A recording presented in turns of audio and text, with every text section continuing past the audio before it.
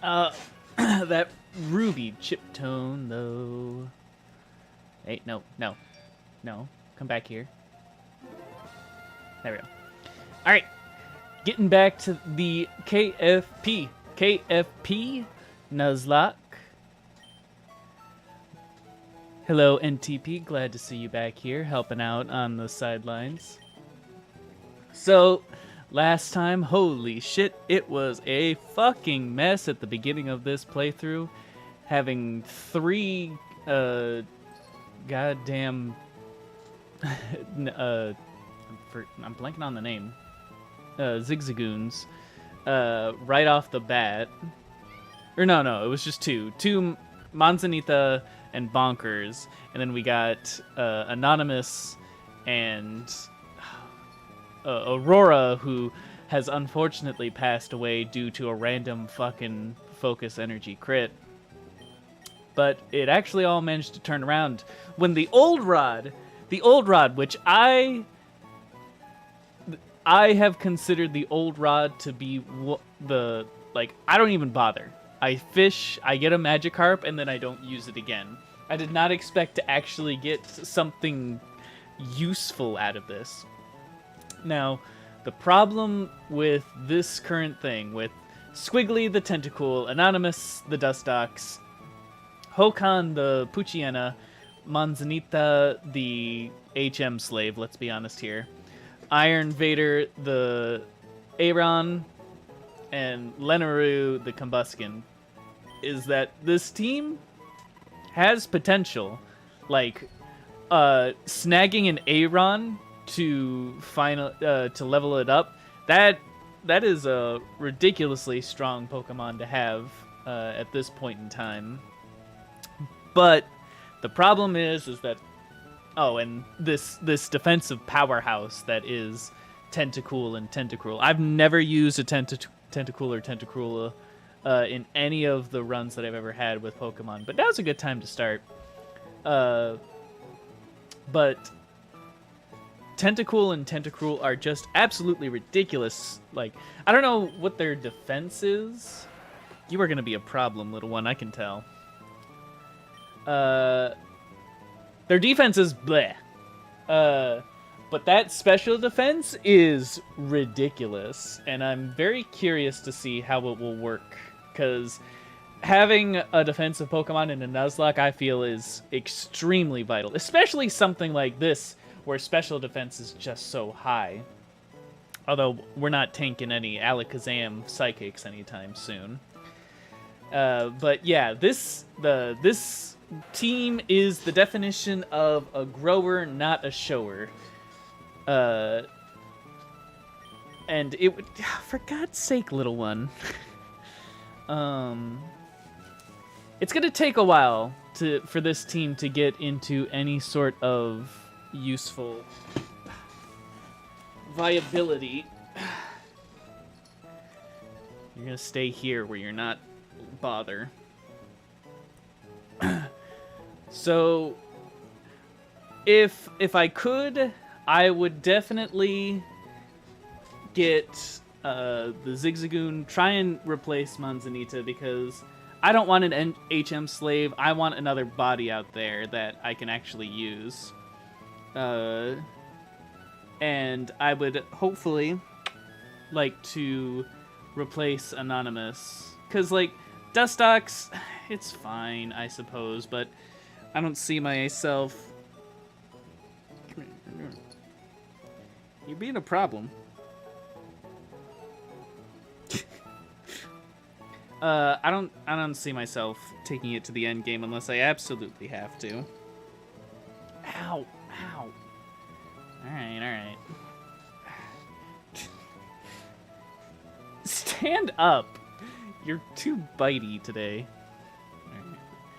So, 2 avenues to me are I either try and go through the cave and build up the team a bit, because I've personally always really had trouble with Brawly, and I don't know if I'd be able to get out with a Pokemon unscathed. Like, the key is the Dustox here. with that double defense against fighting type moves with poison and bug. But I've always had such trouble farming in this area. And there's also the problem of, I suppose I could get Flash. Well, we'll try. We'll try going through this area and seeing how it goes. Because right now, it is just not a good time. As long as I'm pretty careful, I think it might be fine. And I really don't want to lose this squiggly mustache. He looks pretty cute.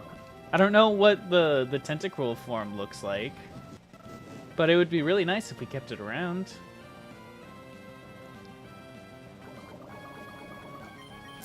But yeah, it'll be a good way to talk about recent going-ons in the Hollow world with just building up the team for a little bit. I'm really surprised. I got hit with the sand attack. This fight is actually going surprisingly well. Yeah, and that's a win for Tentacool already. Squiggly.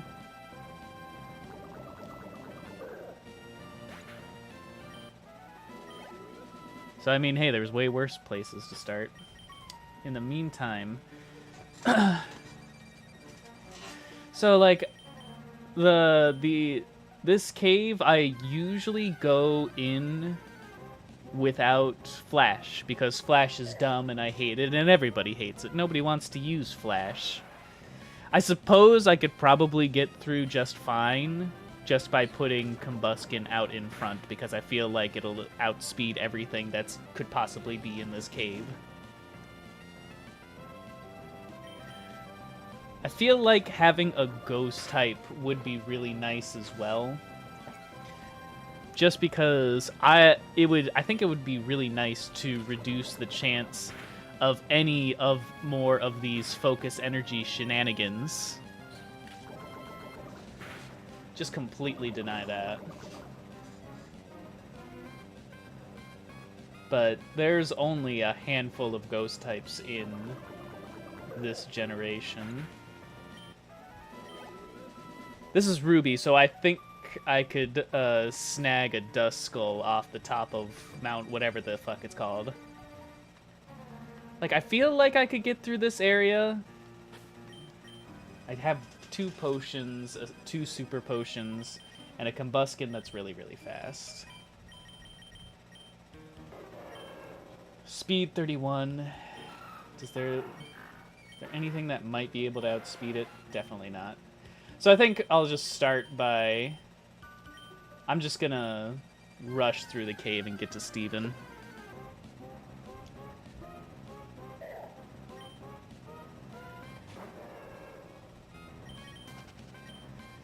But my senses are telling me to... No, you can do it. Why don't you go ahead and, like, fight something for a little bit?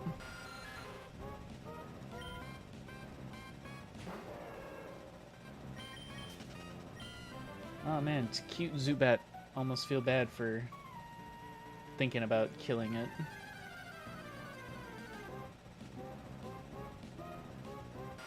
I kind of want to see what Mawile and the other designs look like.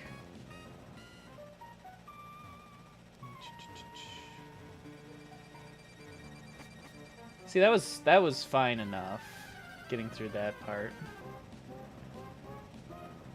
Oh my god, the Zubat is out in full force today.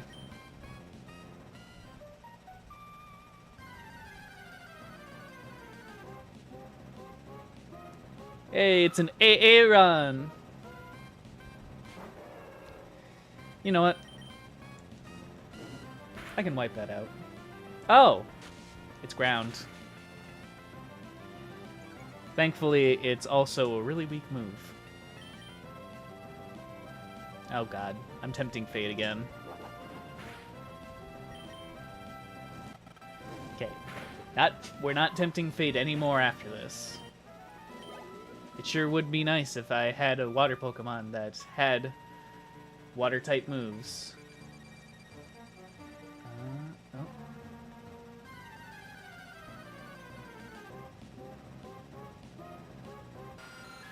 Zubats are speedy little bastards, too, so I'm glad. Choosing Torchic at the beginning was great. Though, I guess probably Trico, the Trico line would be better. And just like that, we are through the cave. Interesting. Ah, that's a cute Abra. Let's murder it. I don't know if this will kill since it's... Oh, no, it did kill.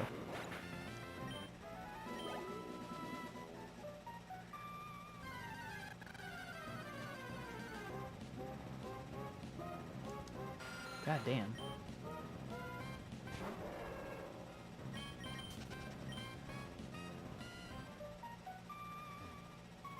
And there's always a chance of something going horribly wrong in this cave, just because of the large amount of Zubats.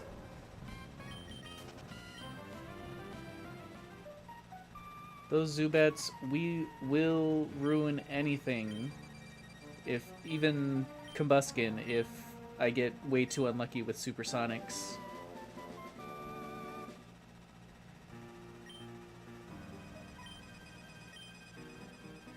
Steel Wing as a move this early in the game is pretty good, though.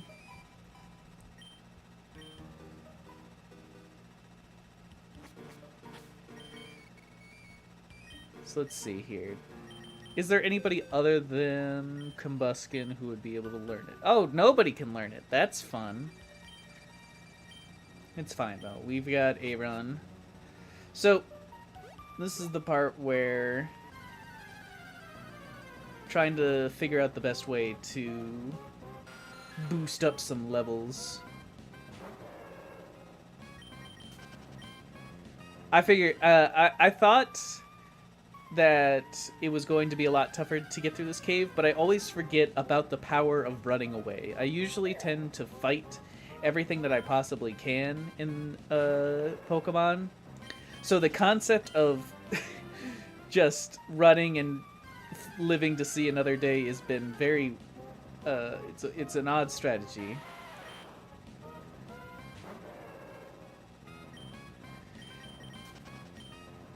All right, Lena's too powerful right now. So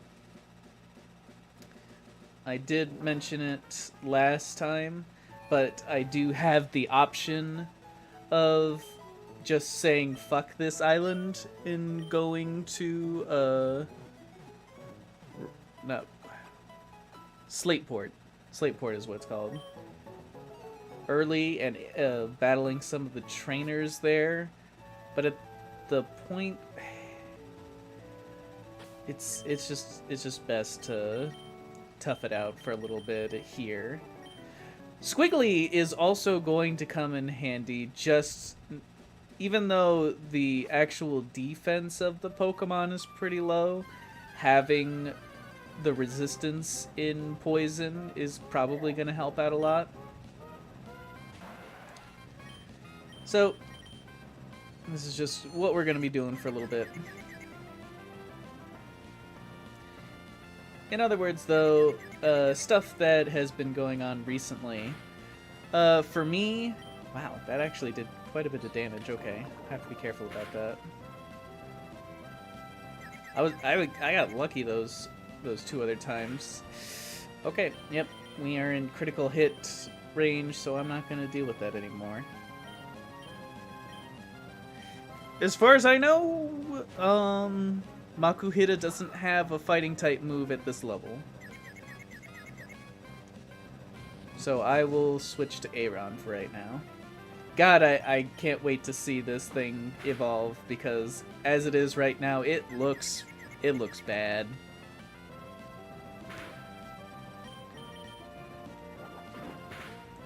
But yeah, I work at a beverage distribution company, and uh, something major happened this week. I can't remember if it was like Tuesday or something, where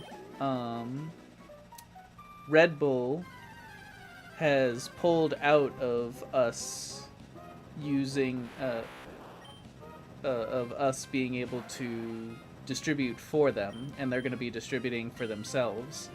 That is really big in the company. That is 25% of everything that we sell. So that is that's really, really bad for the company in terms of profits. Apparently this is something that happens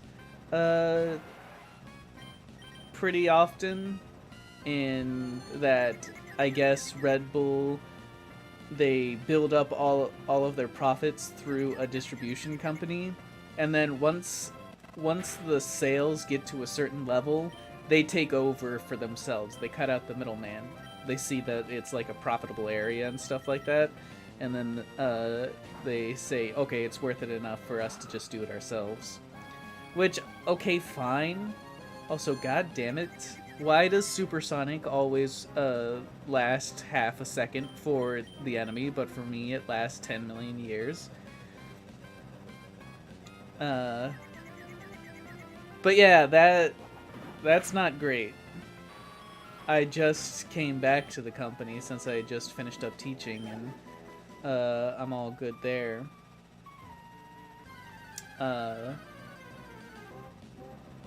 I overall see it kind of positive, because I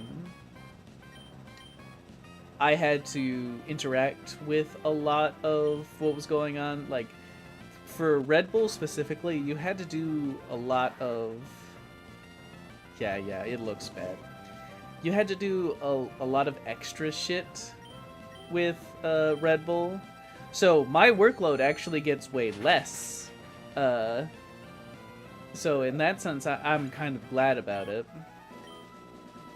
But I actually already had a talk with the boss, like the CEO, the person that runs the entire company, about my commitment to the company and stuff like that. And like he was legitimately concerned. Like last year when I was working for them, I only worked for a couple of months. And then the problem is that I put out my resume towards a school district that I ended up teaching at. But they were having some issues with the hiring process, and it took them like over a month for them to even like get to me. Oh, come on, Supersonic. So I at the point where I was unemployed, and I was like, I can't really wait around forever for this school district to get back to me, so I'm going to apply at other places. And I ended up applying at the beverage distribution company, and I really liked what was going on over there, and I ended up saying yes, yeah, sure. And then I swear it was like a week into it, it was right then that the school district said, okay, we're all ready for your interview now. And I was like, well, whatever. I'll apply for it. I'm not gonna expect much, but we'll see what happens. Now, the state of teaching in the US is fucking abysmal right now, to put it bluntly. What with just the whole COVID procedures and stuff like that, and the current attitude towards teaching as a profession is less than stellar. So people are just not going into teaching, just plain and simple, because for the amount that is paid and the amount of work that puts into it is just awful. So much so that the like I did 5 years of college to get the degree that I currently have, and in the state of Florida, they are currently rolling out a procedure where literally anybody can apply to teach. The only thing that they have to do is that they have to do a, like, I forget what the, like 12 hours of observation towards a real teacher. And, like, I did observation, and I did way more than 12 hours of observation. So they're kind of trying to say, oh, anybody can teach, that sort of thing. And I'm very happy to, excited to hear the results of what happens with that little program, because I'm sure that's gonna go down well.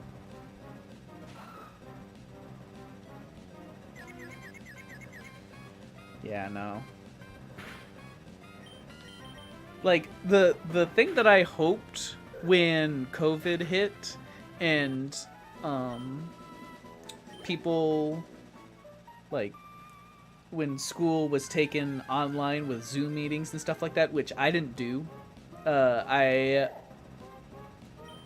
whole COVID thing happened when I was taking a break from teaching, so I didn't actually do any online teaching and stuff like that. When that was all happening, I was hoping, okay, since parents are, like, directly seeing and, like, having to kind of actively participate with schools, that maybe they would get a better look at what it means to be a teacher, and they would see, oh, maybe they would appreciate teachers a little bit more and the hard work that they put in. And I've seen stuff like, not husbands, but just the significant others of teachers, like, videotaping what their significant other is doing while they're on Zoom meetings and stuff like that, teaching kids. But the overall impression, I feel like it made teaching, like, it made for a negative impression. It actually made people's views on teaching even worse. Which, that really sucks. It's just like, when I say that it negatively affects it, like, the thing is that the kids, the parents are now kind of semi-responsible for the getting all of the teachings, all the homework and stuff like that done. So you kind of have to nag more and directly reference to the teacher, to the parent. Is just like, hey, your child is literally all they're doing is sitting at home. How come they haven't got all this work done? Or how come they haven't been in the Zoom meetings learning? What have they been doing? That sort of thing. I can't, there's a direct, it's like they're kind of in order for a teacher to do their job on online teaching, it's almost like they kind of have to nag the parents. And for some, that's probably fine. They realize that there's some stuff that needs to be done.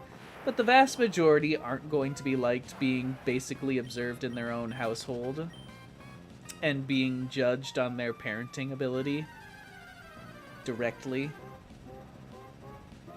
So it just kind of sucks.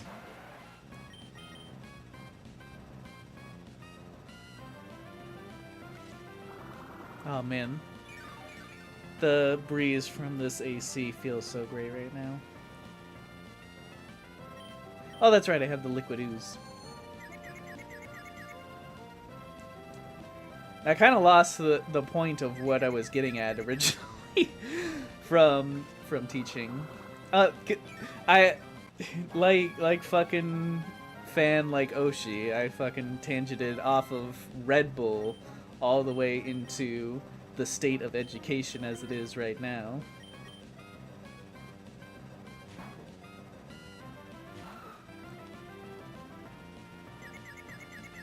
Huh.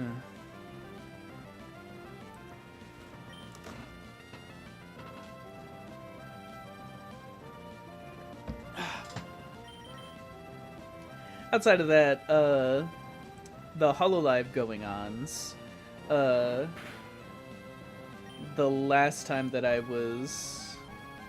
can't remember. I'm not sure if. Yeah, I think I did. The last time I streamed, Sana had not yet graduated. I feel like she was probably. I think maybe that day. I think that day she was graduating on the first stream. So that happened, and it was pretty sad. But I wasn't, like... Sana was, like, my favorite personally of the council, just because of how much she loved the Nintendo stuff, and doing long streams of Kirby and Pokemon. But I wasn't particularly attached, and it was kind of, the writing was on the wall about her graduation, I feel, just because there were just so many issues. She had that super late start at the beginning, which is just a demotivating factor. Then she had her dog had died, and she took a fairly decent break from that in order to recover. Completely understandable, but obviously that still hurt her. And then the whole fact that her back hurt and she couldn't stream is just pitfall over rock over and over and over again. It was just an eventuality, a sad one that nonetheless, but you could still see it coming. So I feel in my case, it didn't hit me. It was just like, yeah, that this was gonna happen. So I wasn't nearly as sad as everybody else was. I didn't talk about it in the previous stream, but I have been really enjoying Tempest. The problem with Tempest is that I haven't been watching most of their stuff because Altair and, well, Regis and Vesper have been streaming either during Kiara's streams, or they are doing it at 1 a.m. Vesper's really bad for somebody in EST because any of his streams are at 1 a.m. pretty much for me, unless I want to watch his chatting streams, in which case they're at a very reasonable 1 p.m. The problem is that Kiara is a stream queen and she cannot stop streaming, so I frequently miss out on a lot of those as well. But I do appreciate their approach in how, like, the Niji Sanji EN boys, like, I'm fine with Niji Sanji. I don't watch them all that much, but, like, a lot of the Niji Sanji tend to go for, like, the sex jokes and stuff like that. Oh, power bottoms, and just you know the type. And that was talked to death before, and that's just, like, my own personal preference, so I'm not really going to get into that too much. But in comparison, the approach that the Hollow EN stars have been doing they're just kind of bros. they're just kind of hanging out. They're not leaning too hard into the sex stuff or anything like that. I think that's why Vesper's getting so much like love, is just because he is just being himself. Axel is like the problem with him is that he's Australian, so the issue that I have with Vesper is even more amplified with Axel. Oh, just Kiara stuff. Cause Axel, like, Vesper's 1 a.m., Axel's like 3 a.m. Regis, he, like, I love the fact that he's doing Twilight Princess, but I don't see his stuff come up all that often. Magni, I still want to say Magni. Magni. Now, I obviously didn't let it color my impression of him, but Magni's design is the first time that I've looked at a HoloLive or Holo Star member and gone, ooh, he looks bad. That looks like a really bad design. And then he like put out like all of Stars put out their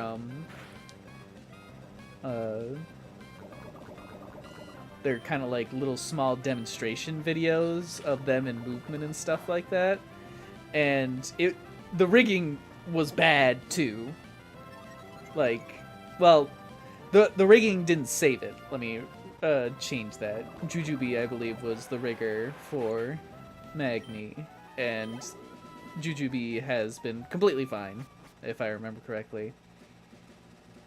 It just looked bad. And thankfully, once he debuted, he was an extremely funny person, and a lot of people love him.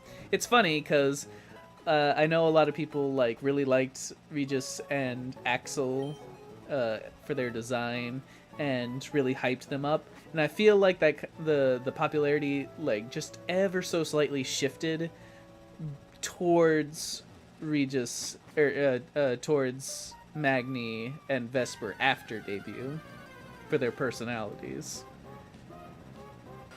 Vesper because he's just a guy that just likes what he likes and just talks about what he wants. And then there's Magni, who is just fucking crazy, I would say. And it's like, it sounds so cliche when you put it like that personality matters most, but it really, really does. 'Cause like, I know from experience, when I first saw Kiara, I was just like, she's okay. Her design's okay. I feel like it could have been better. Like, if I have to remember what my impressions were at the beginning, I really, really liked Gura. Ame seemed really crazy. Callie just absolutely blew everybody away, because when like Kiara has said it multiple times, but the whole we didn't know how we were gonna react towards an English version of HoloLive, because we think of them as anime girls, and then the closest thing that we could possibly come close to is just anime dubs. That was the thing that we had to compare what was going to happen. And so a lot of people really don't like English dubs. They think it's cringe. And so a lot of people were kind of hesitant about the thought of an English branch and thinking that was going to be the same result. But the impression that I had of Kiara was that, okay, her mic is kind of bad. Like, I'll be honest, that was one of the first thoughts that I heard when she opened her mouth, and she's aware of that. I was like, oh, that mic quality is not that great. Let me go back to what I was saying, though. It's like, we had all that English stuff. When it came to the English dubs, Callie, she started off her debut almost basically confirming what people thought was going to be happening, that it was going to be cringe, super kawaii English dub voice acting level sort of deal. And then she flipped the switch with could you please rip? And that I want to attribute that flip of the switch to probably the entire success of Myth, because that huge impression right off the bat, that fucking slayed. And I feel like that's what got people talking about it. Gura eventually ran with it and took it to new heights. Like, yeah, it was obvious, but the difference is I feel like some people were worried that the tee-hee and stuff like that was going to stay around, and it kind of did a little bit, but then Callie dropped it. But for Kiara, after Callie's major thing, like, Kiara was, yeah, she didn't have as much in terms of presentation or something hype right off the bat. But I do remember, I was like, okay, she has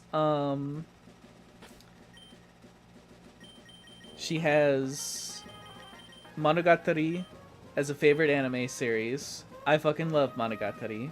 She has Tales of as her favorite game series of all time. Nothing wowed me, but I'm gonna keep an eye out. I'm gonna see how she does. And that kept me around. Yeah.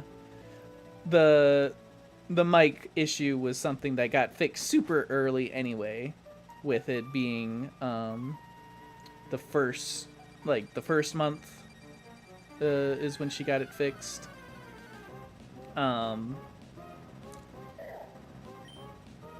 would say that I passively watched her. Like, in the first month and a half, I watched every single Myth stream just because it was easy. It was very, very easy to watch every single one because they purposely didn't step on each other's toes, and me living in EST, it was pretty easy to catch everybody. I think the hardest was probably Callie to catch. But I watched her passively like the others, and I figured I was going to be more into Gura initially. But it wasn't until I was like, oh shit, right. Kiara is playing Super Mario 64. I'm gonna check that one out. And Kiara has made jokes about this type of mindset, and I know I'm guilty of it. Is just like she was doing the worst on debut. And then, like, the mic quality wasn't great, and I know that some people were talking about that and whatnot. So I'm like, I'm gonna protect the girl that's doing the worst of the four. I'm gonna be there for her.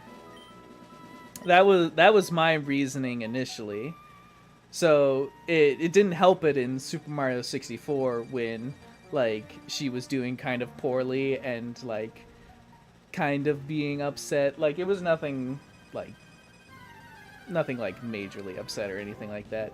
But that sort of behavior didn't help that kind of mindset that I had going on of must protect women sort of deal. And then like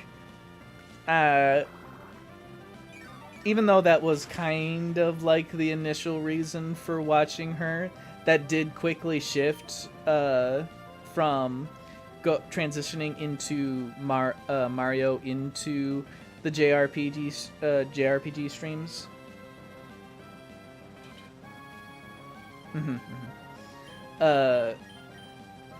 Going straight into Fire Emblem, where like she's talked about it multiple times about how the Fire Emblem and the Rise of streams really shaped the community, because it brought a certain type of people all together and said, okay, this girl thinks exactly like we think, and she has the same like kind of interests as we do, and so we're all gonna band together and we're gonna support this girl. And her propensity for liking backseating and open discussion and stuff like that is what shaped KFP into what it is today, for sure. She's absolutely right on that one. Which is why I hope that we get back into those JRPGs at some point.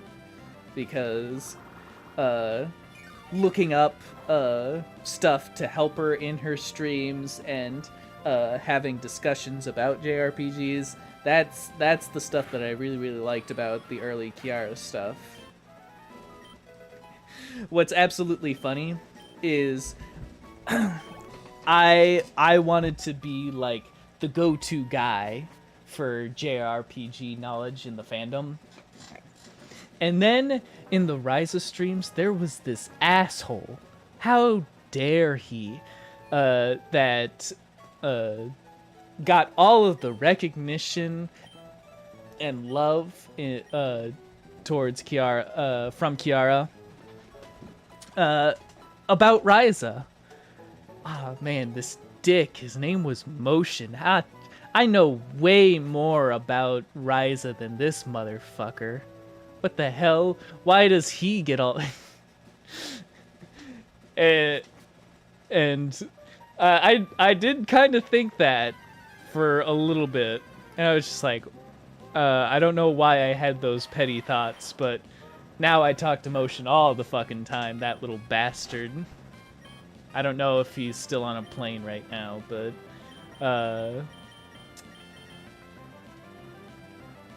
the whole hey Motion, like her specifically calling out a specific person of the community to talk to and rely on, even if it wasn't me, that bastard.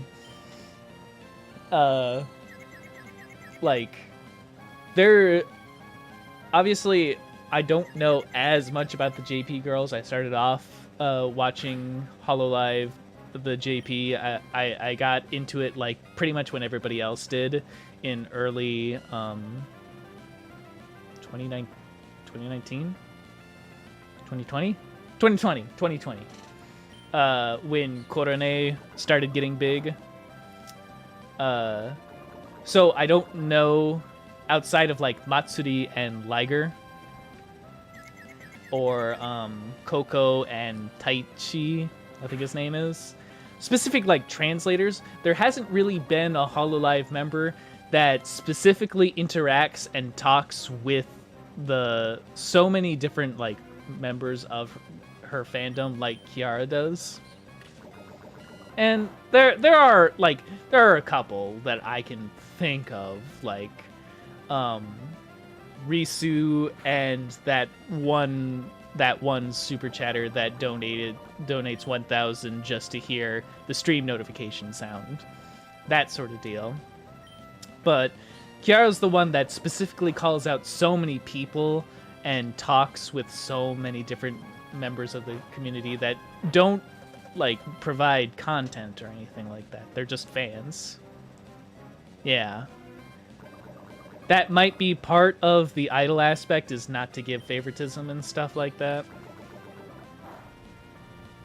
But, and I have seen people call KFP a clique, but it's like really not. Hello, sir.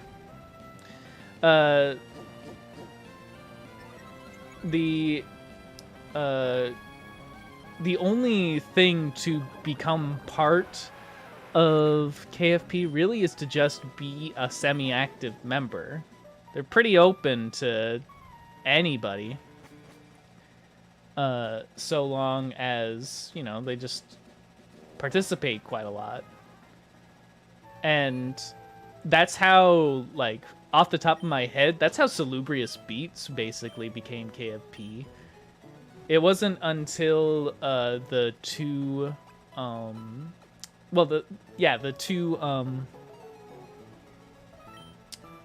what's it called? The Anime Boston. No. Fuck. Or the Mega Cons, Mega Orlando and Mega Con Boston, along with the Youmacon. Those two cons. It wasn't until those where Beats became an active member of the community, just because of his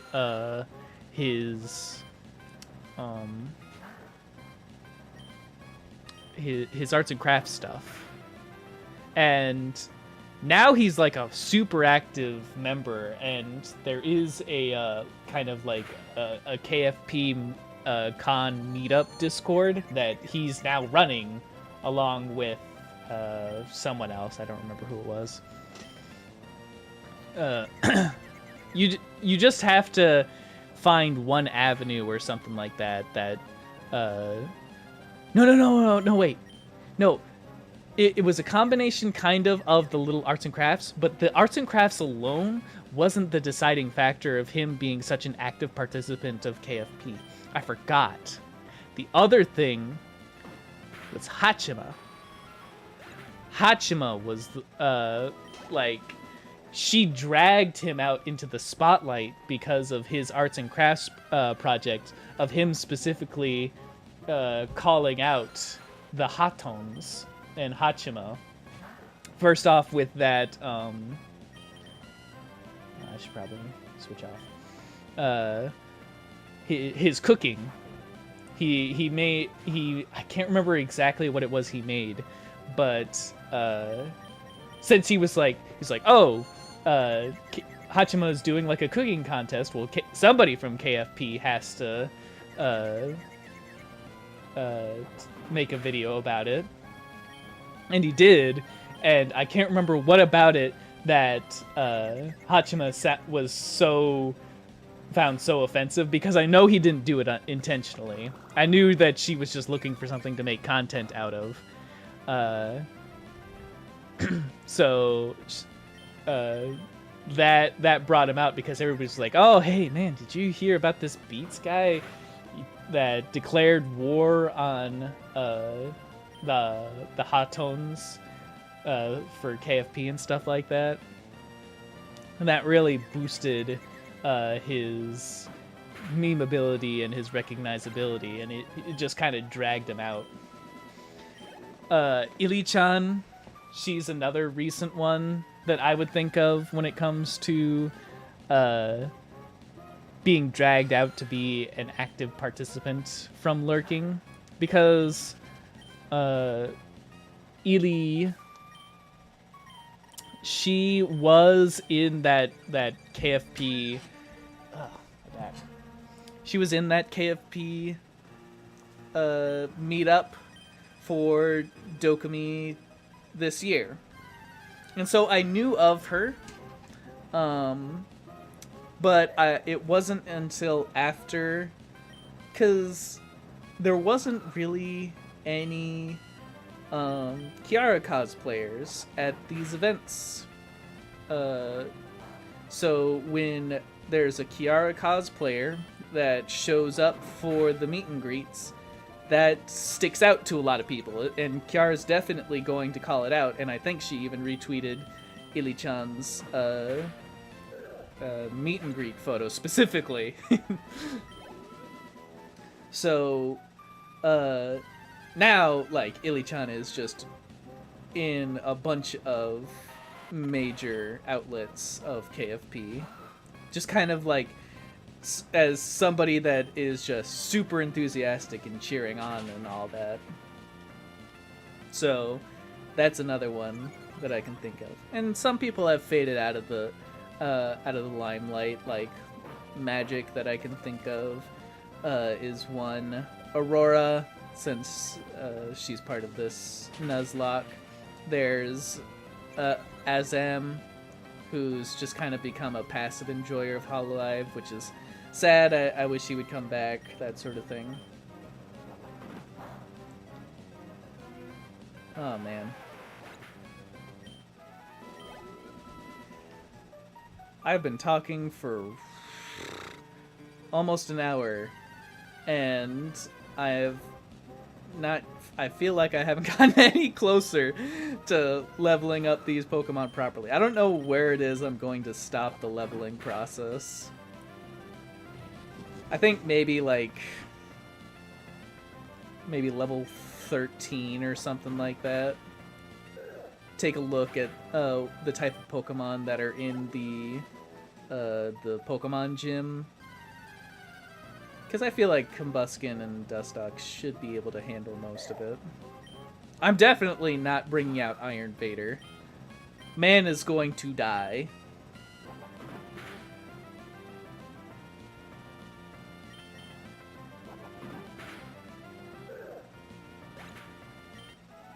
This is just kind of a boring part of the Nuzlocke that, I guess I could have... What was that? Oh, okay. I guess I could have cut out and just kind of like done it off screen. But, I feel like that kind of defeats the purpose of a Nuzlocke.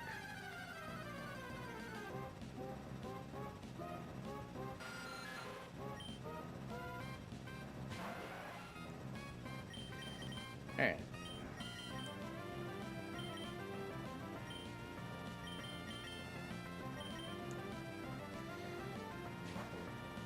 Anything else? In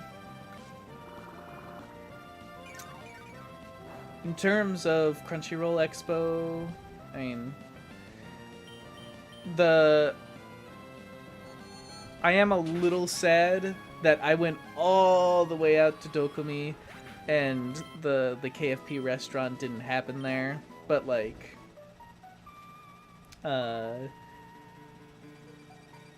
it's at Crunchyroll Expo now, and the sad thing is that I go all the way across the ocean for well, I don't go for it, I go for KFP and Kiara, but it would have been really nice to have had that KFP restaurant.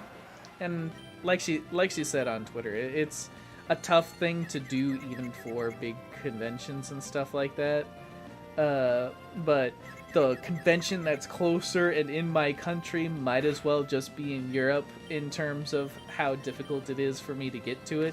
I looked it up like as a joke, just to see what sort of what would it get me? What would it take me to get to California on short notice to go to Crunchyroll Expo? And it's either a $1,000 flight, or it's a 3-day car trip, I think it is. Not really worth it. So yeah, really sad about missing out on that, though the people that are there seem like that the food is okay. So it's like, it's not missing out on much. I just have this problem where definitely I get hit with FOMO kind of hard and get jealous and shit. And I do want to quit that behavior, because I try to be a positive person as much as I can. But it just happens.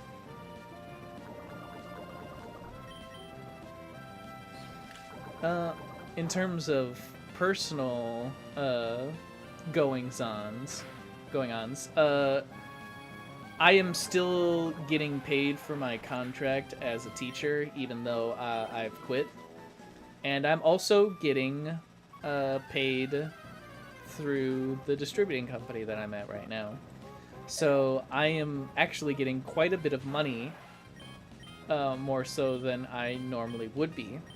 And I used that opportunity because I saw I had way more money than I've had for quite a long time, and decided to give myself a Shure SM7B mic along with an audio interface to go along with it. I'm bringing out the big boy mic. This one is probably fine, but I just wanted something professional standard, just cause. And like I've been slowly figuring out how to, like, bit by bit,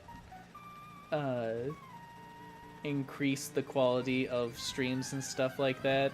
And obviously, a brand new mic is not going to instantly bring in a whole bunch of viewers and stuff like that. But I think it would just be fun to have something just so high standard. And like I've been doing little bits and pieces, just like, oh hey, I got some stream overlay stuff, and trying to find ways to make it enticing. Like I did the Choco Card unboxing stream with the promise of that if I got a Kiara that I would gift it to somebody who was in the stream. That got me like 7 to 8 different people, where right now I only have like one person. I don't really mind. Kiara said herself that when you're trying to figure out how to stream, that the important thing is to just talk. Even if you weren't here, NTP, thank you very much. I very much appreciate that you're here. I would try to talk as much as I possibly can, just as I am right now, in order to be able to get better at doing this sort of thing. Try to reduce some of those uhs that are coming out of my mouth that I can't really help with. And I feel like I'm doing a lot better job just from this stream compared to last stream. I do have thoughts of wanting to, like, I've already done 2-3 applications to Hololive, and I haven't even like gotten anything back, which is sad, but it's whatever. Like, I understand it. I have less than 100 viewers. I don't stream like that often at all, and the actual quality of the stream is just kind of meh in terms of entertainment value. Like, yeah, this is fine, but it's not exactly something that's gonna wow people.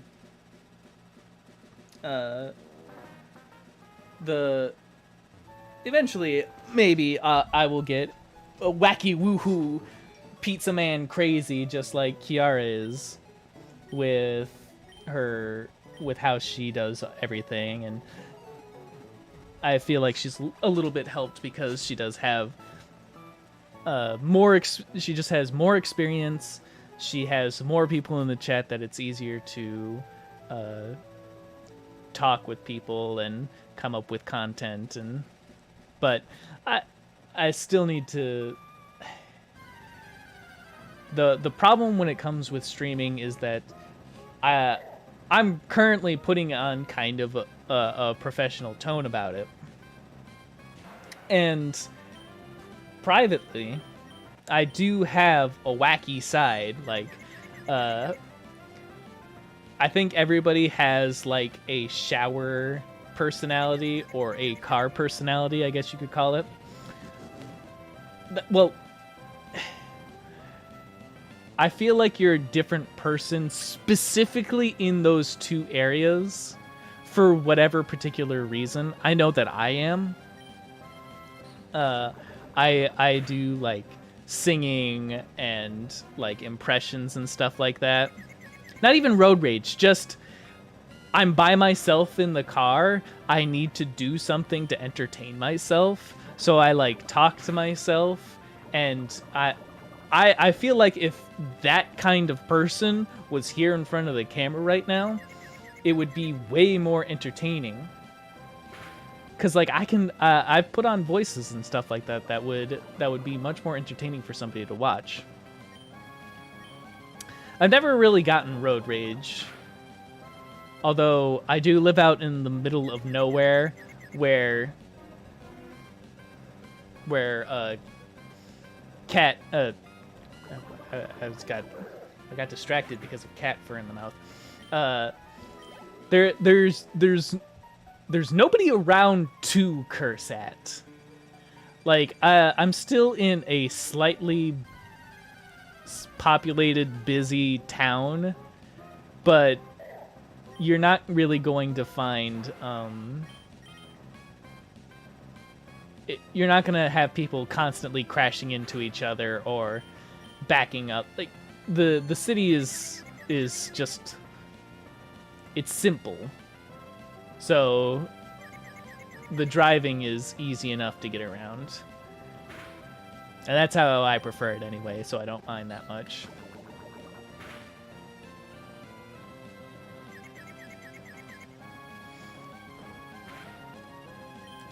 Okay.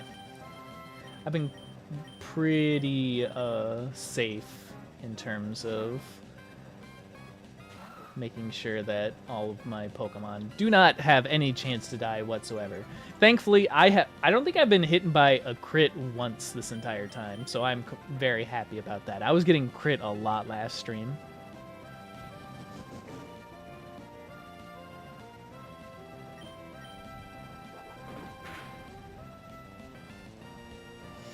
I mean, I'm fine with getting crits because I'm keeping my Pokemon at a level where they won't die even if they do get crit.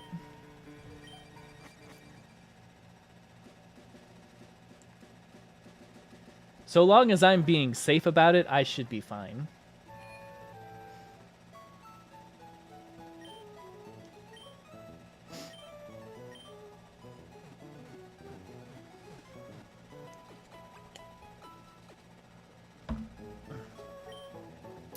In terms of the good old kidney stone, I don't know what's going on with the kidney stone. Like I feel like a little bit of pressure in my stomach, but pretty much there has been no like searing back pain or anything like that. And I've been going to the bathroom just fine, but I haven't noticed a kidney stone. I feel like I would know if it came out, but it hasn't. So I'm very confused at what the state of the kidney stone is. Maybe did it dissolve on its own and it's actually just gone, and maybe the pressure is something else. I don't know. Like, I feel like I had a kidney stone once before this, and I feel the same thing happened last time, where I don't feel like I actually passed it. It just kind of vanished. Damn, that supersonic did wonders for me. Constrict. That's a useless-ass move. Shouldn't be. I've been completely fine this whole time, so I don't think it's going to be anything to worry about.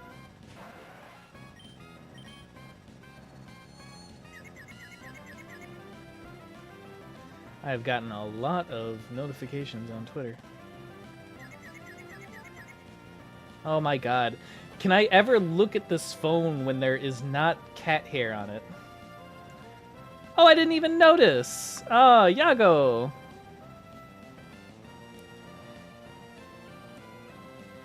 I thought that was just a generic, hey everybody, come look at, don't forget to buy my merchandise.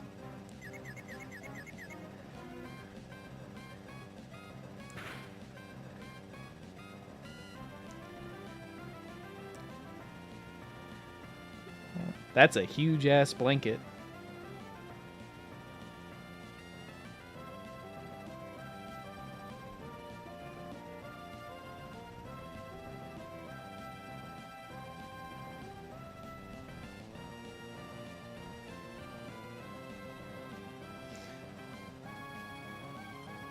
The Terra stickers are cute too. Oh, I forgot about the magnets. I am hoping that...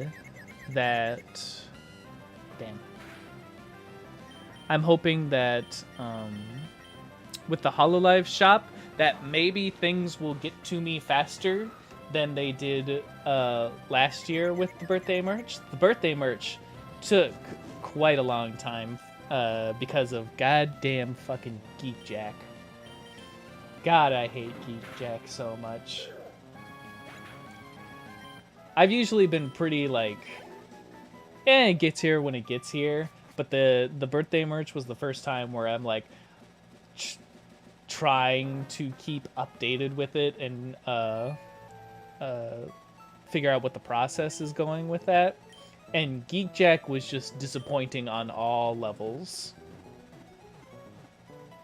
It's just like, just even going to the support and asking them, hey, what's going on with the thing that I ordered that should totally be here by now because other people are getting it and everything like that. And every single time I would just get a generic email back of just like, fuck off, here's this generic list of frequently asked questions stuff because we don't want to deal with this.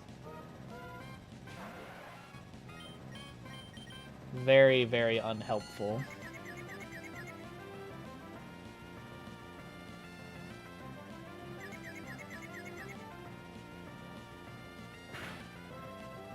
I was so glad about that announcement of the HoloLive shop.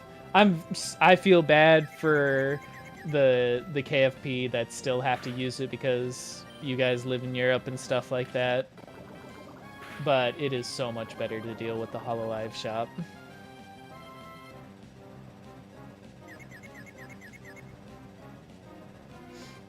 That's a Makuhita down. Oh! No, wait, it's still dead.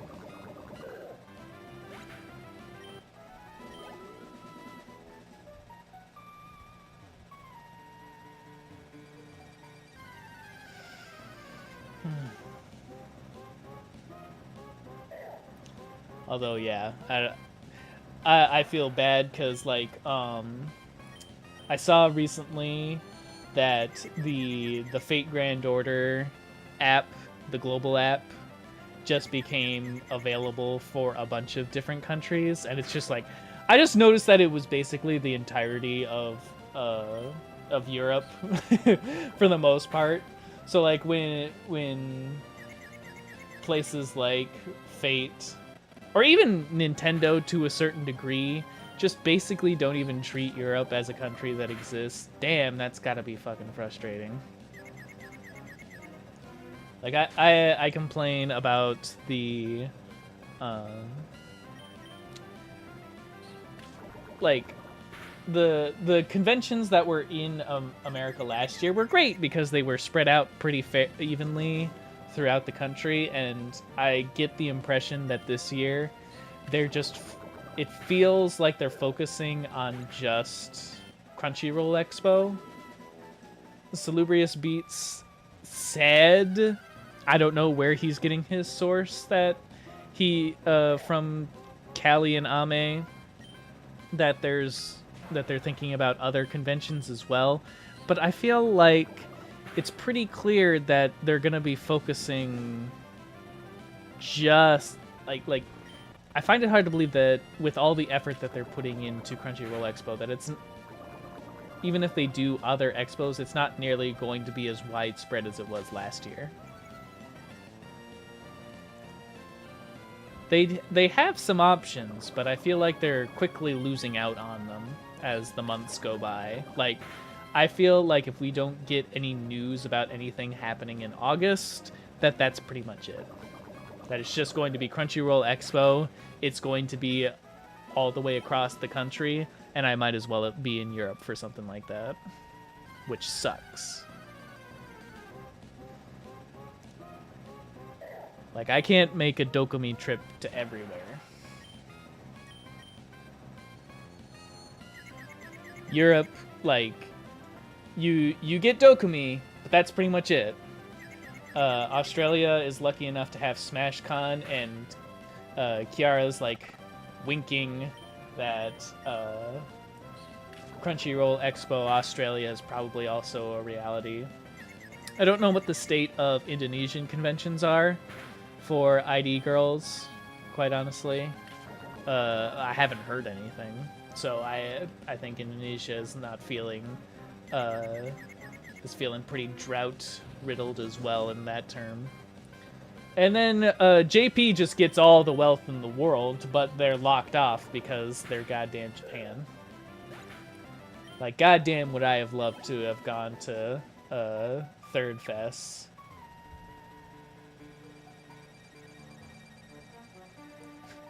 It just, the phrasing reminds me of this tier list. I think it was like the Nintendo fan base tier list.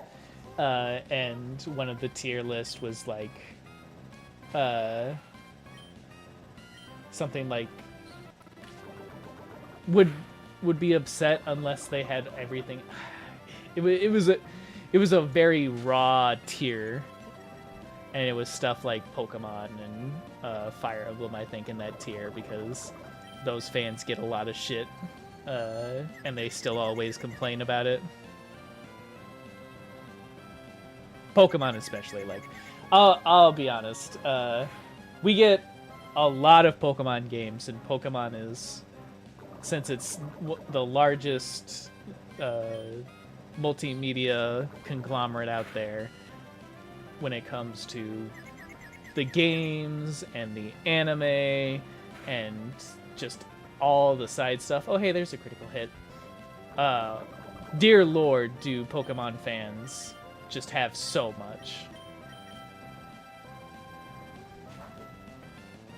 And the problem is that it's still kind of, I feel like we're headed slowly downhill. There's like peaks and stuff like that, but Sword and Shield, Sun and Moon, as soon as we hit that 3D era, it's just felt that way this entire time, that it's just slowly dying off. I don't know if like Legends Arceus was a great addition. I don't know if it went far enough, and there's still a lot of rough patches with Legends Arceus, but they've kind of mostly gone back to just the regular Pokemon format in terms of how things go, instead of trying to refine what Legends Arceus did. And I wasn't sure. I wasn't sure how Arceus was going to be. I know that the large consensus was like, okay, good or bad, this is something majorly different, so we need to support this sort of thing so that we can have more diverse Pokemon games and more what's the word? More innovation into the series, and that's absolutely needed.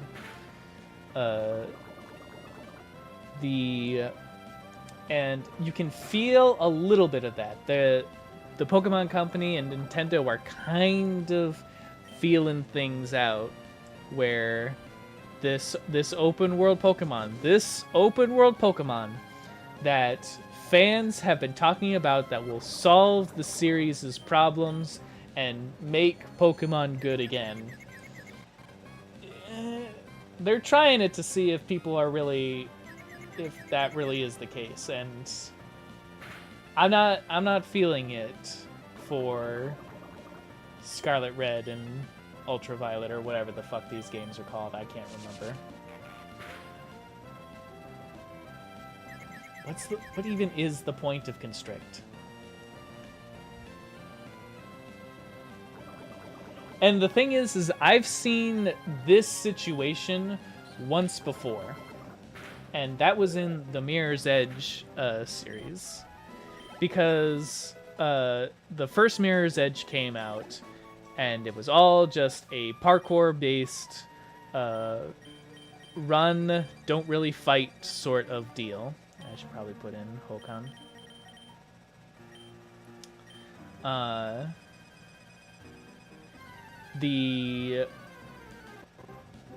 The thing that everybody said was just like, oh, for years we didn't get a sequel. It's just like, oh, I bet you that if you took Mirror's Edge, this linear-based game where you just tackle one level at a time with certain set pieces and stuff like that, and if you took that to a open world setting, that it would do fucking amazing. And on paper, that does sound amazing. Parkour is a sport that would absolutely 100% sound like it lends itself well to open world. And then they tried that with the actual Mirror's Edge 2. I don't think it was called Mirror's Edge 2. I don't remember. I didn't play it, actually. But they rebooted the game and its story, and they gave it the exact thing that people were asking for in that open world gameplay, and it wasn't good. It was just kind of meh. Because the problem with open world design is that you have to backtrack a lot. And so instead of getting specific Sonic tightly designed levels, you then have to sacrifice design and make it interesting for the easeability of moving around. Because the challenge of Mirror's Edge 1 is, hey, you can go wherever you want, but you have to have the skill in order to be able to pull it off. The problem with that is that if you try to do that in an open world setting where you have to backtrack and go to different areas, then the people aren't going to want to do it. If you have to pull off this super tricky parkour segment in order to get to this area, then it's just not going to work. People are going to be like, ah, it fucking sucks. Why do I have to go through this part again? Rather than feeling proud that you got through that one segment.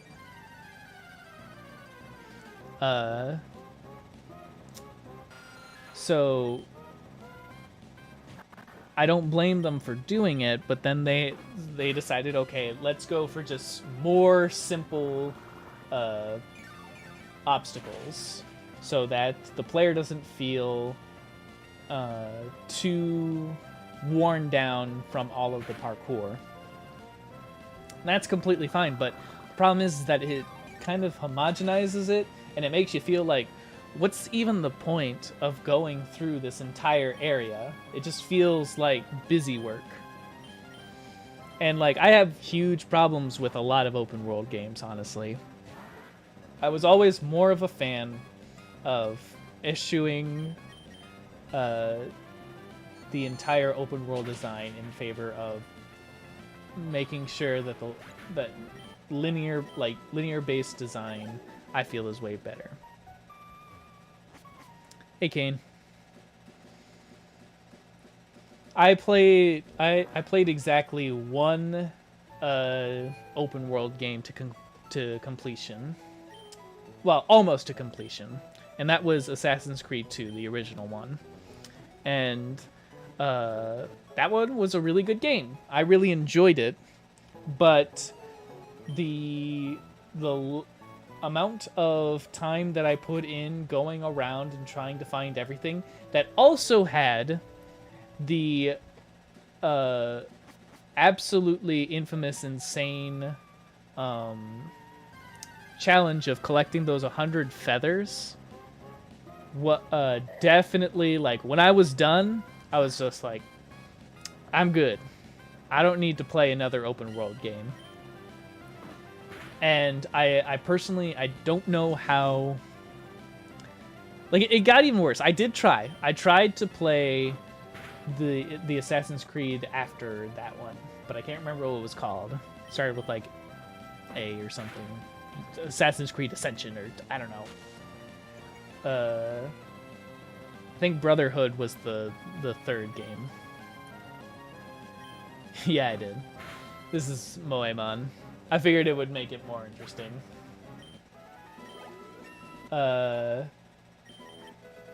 Yeah, there we go. Bite. All right, Hokan's actually got some work into it.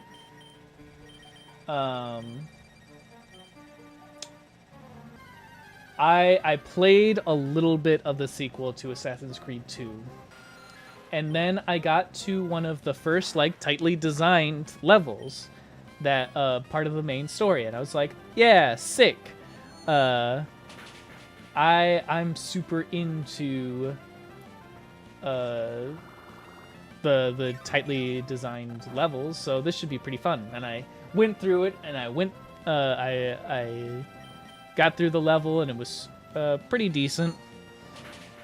And then at the very end, they told me that I failed a bonus mission that I didn't realize I even needed to do, and I had to restart the mission. And I'm a big completionist for those sort of things, so that almost instantly turned me off, because part of the fun that I had with the open world part of Assassin's Creed was being able to do things the way that I wanted it to do. So the problem that comes from trying to mix both the linear level design and the open world design is that they both have, like, opposite purposes and for what somebody is trying to get into a game for. Some people like the option of choosing whatever they want and having options, and that's a completely fair way to enjoy it. And then some people like really well-designed levels that are set up for them. They might not be able to do what they want to do, and if they try to go against the intention of the game designers, then they're going to have some issues. But that's also a legitimate way to enjoy games. But if you try to mix the two, you end up having conflicting emotions. So I want to be able to do what I want to do during these levels,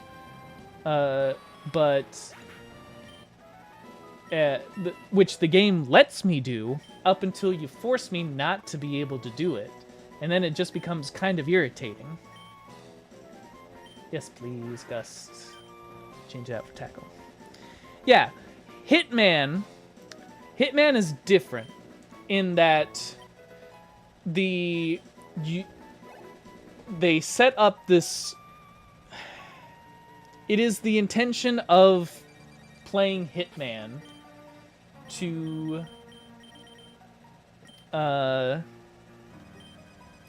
find the creative ways in order to complete a level. And the thing is that even though it is structured in a way that it is linear, it does not really punish you that much for doing how you want to do. You see all those posts of people, like, quote-unquote playing the game wrong. Like, Axel, I didn't watch it. Yeah, wiping out every NPC in the map. That's not the way that you're supposed to play the game. But the game doesn't... Like, it sort of punishes you in terms of the score, but a whole lot of... Like, there's not going to be a whole lot of people that are interested in climbing the leaderboards. So,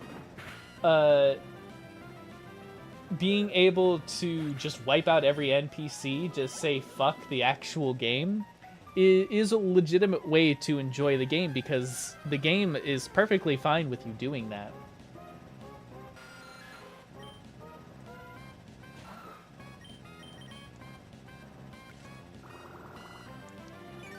And it's funny because I kind of think of that in terms of this is going to be a weird comparison, but I want you to hang on to me with this one.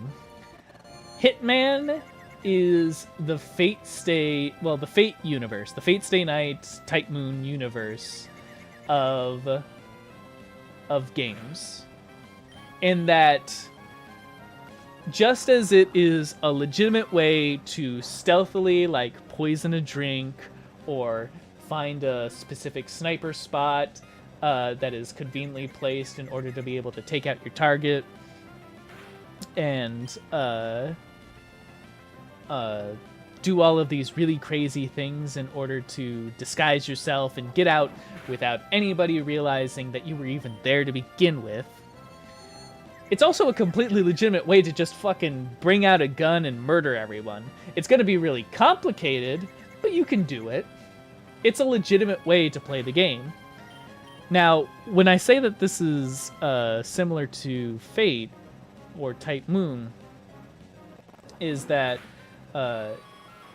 it is a completely legitimate experience to look at Fate and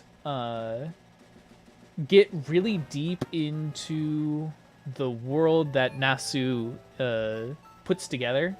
Like, you can talk about the 5 true magics of the world. You can talk about how Magecraft is essentially trying to emulate magic and isn't actually any form of true magic. You can talk about true ancestors. You can talk about all of these interesting things that Nasu has set up about the world and all of these interesting characters. And that's a legitimate way to enjoy the series. And then you can also just go, people die when they are killed. And that's also a completely legitimate way to enjoy Fate Stay Night. Because the purpose of Fate Stay Night is that every single rule and lore and everything that the series establishes is just kind of set up to be broken. Like, people will always say, you can't do this. This isn't allowed to you. You're going to die if you do this. And the main characters of any Type Moon property will be like, fuck you, watch this. And then completely beat the rule or whatever it was that was established early in the story. That's the entertainment value of Fate Stay Night. So that's where I get with Hitman, is that it is equally valid to be an actual assassin as it is to be a goddamn goofball shooting everybody. Yeah, like engineering.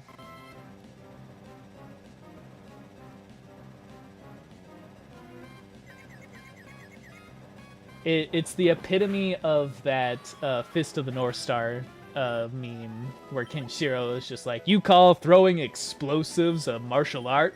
And the guy's just like, hey, as long as it works.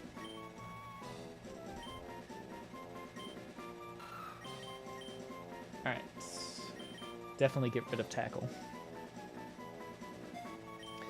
Alright. I think I'm good now to take on Brawly. I don't know why I always feel like I have a problem fighting Brawly, but I do. This is just what's in my memory. We'll see what happens. I'll probably keep it to just Combuskin and Dustox. I do have 2 potions and 2 super potions. I think I should be fine. And I do have a rare candy. So if I feel like I'm not going to be up to snuff, I could, like, boost, like, Combuskin or Dustox up a level. We'll start off with Anonymous. Oh, get out of the way, you goddamn fisherman. Alright. Brawly's levels are higher around level 20 to 21. That might be the reason why. It's like my Combuskin is at level 18. So I might need to do a little bit more.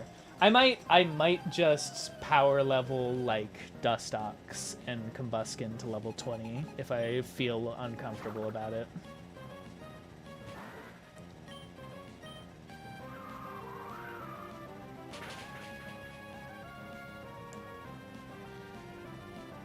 That confusion. Okay. So I do have to watch out for the Metatites then.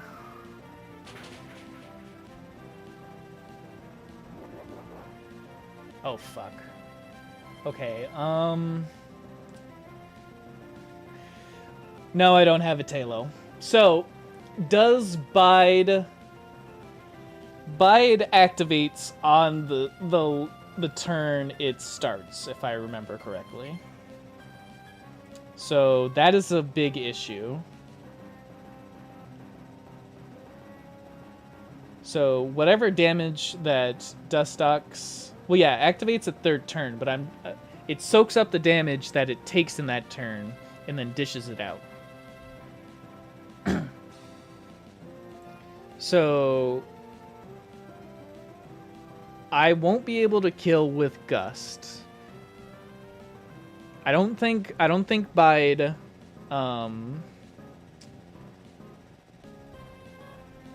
Bide doesn't have move priority, so I think I should be fine so long as I keep attacking with Gust.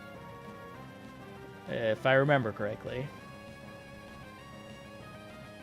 I think it'll be fine.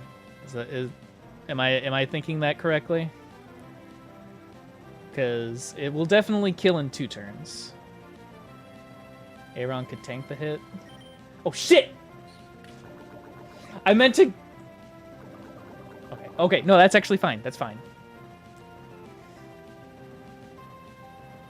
It got poisoned. It's going to take damage. Okay. I don't know why I was overthinking that.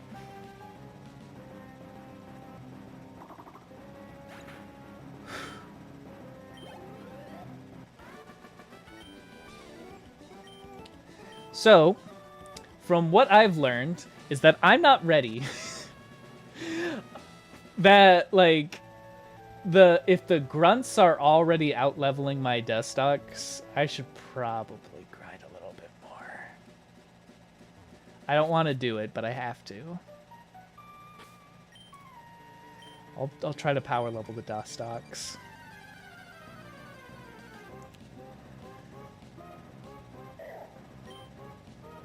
Thankfully, at the very least, Dustox should be able to kill most of everything.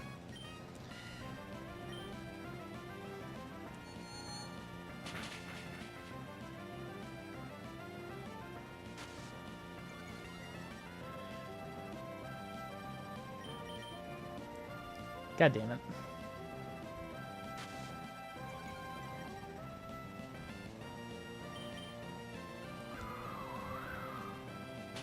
Okay.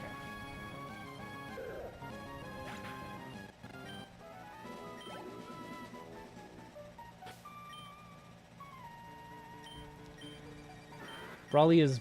it's bug and poison.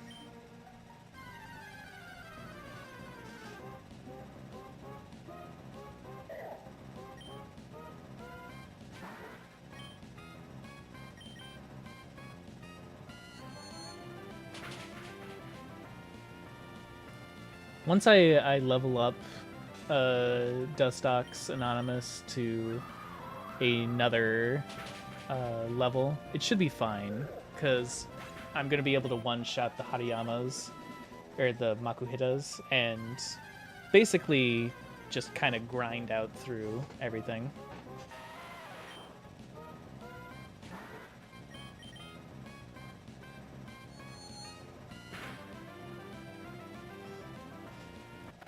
Now, the other problem that could possibly arise is if I do level up and go in there and If I lose both Combuskin and Dustox, I'm gonna get wiped. So I probably would want to have like a backup Pokemon to transfer over to in the worst case scenario of something like that happening.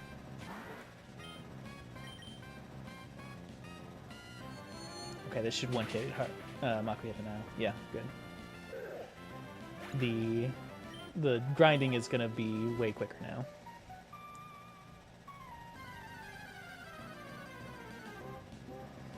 It's always the worst in the beginning of these games where the Pokemon are always underleveled.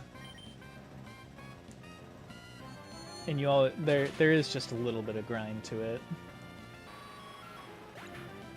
It's especially bad in my case because I've already had a time where a Pokemon died and I had to bring it up to the level of everything else. Well, see, the problem, Kane, is that I'm running a Nuzlocke, so I've already run out of options about where I could get my Pokemon from, so I can't get a Tailo or a Sableye.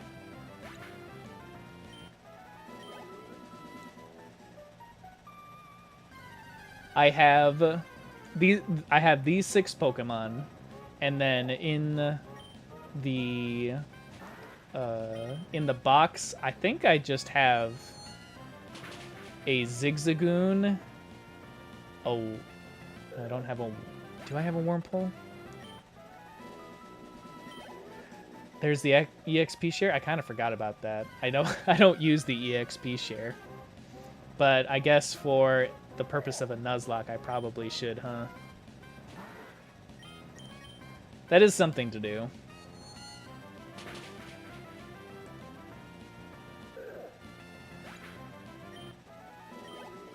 I'm not gonna deny a boon like that.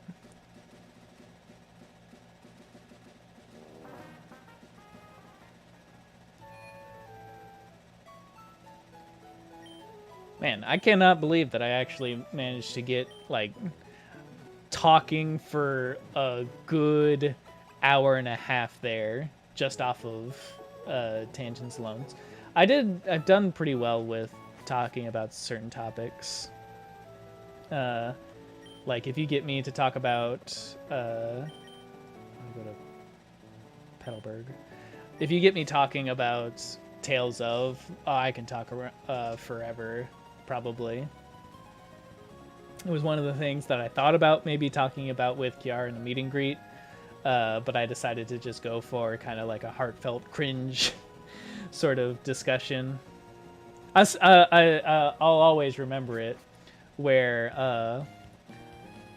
I think I started off with when I did my meet and greet back in 2020, in the Dokumi 2020. I went, Kiara, there's something that I've always wanted to say, and that's thank you. And then she responded with, you mean Dankeschön, right? And I'm like, I'm getting to that, fuck off. And completely ruined it all.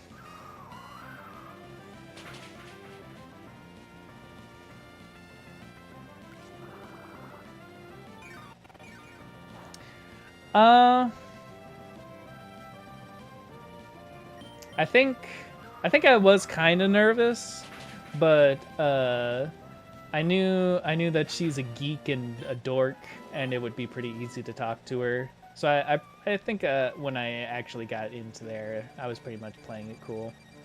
I did drop a little bit of spaghetti when it came to showing off the gift that I had for her at that time. But I think I was mostly fine.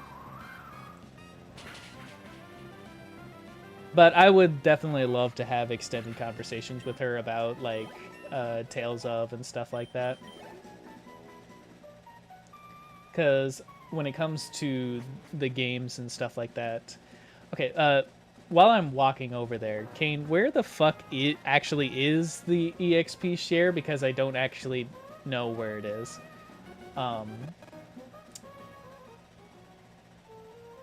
The time was it was a 3-minute time for the meet and greet, but I would love for an extended conversation with her about stuff that interests me.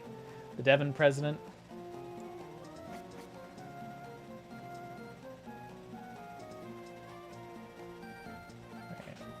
Is it here? I can't remember.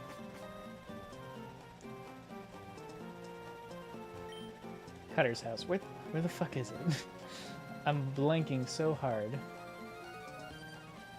Here it is.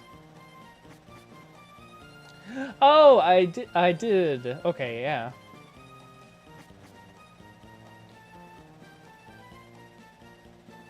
That's why I never got the EXP share, because I never went back up here.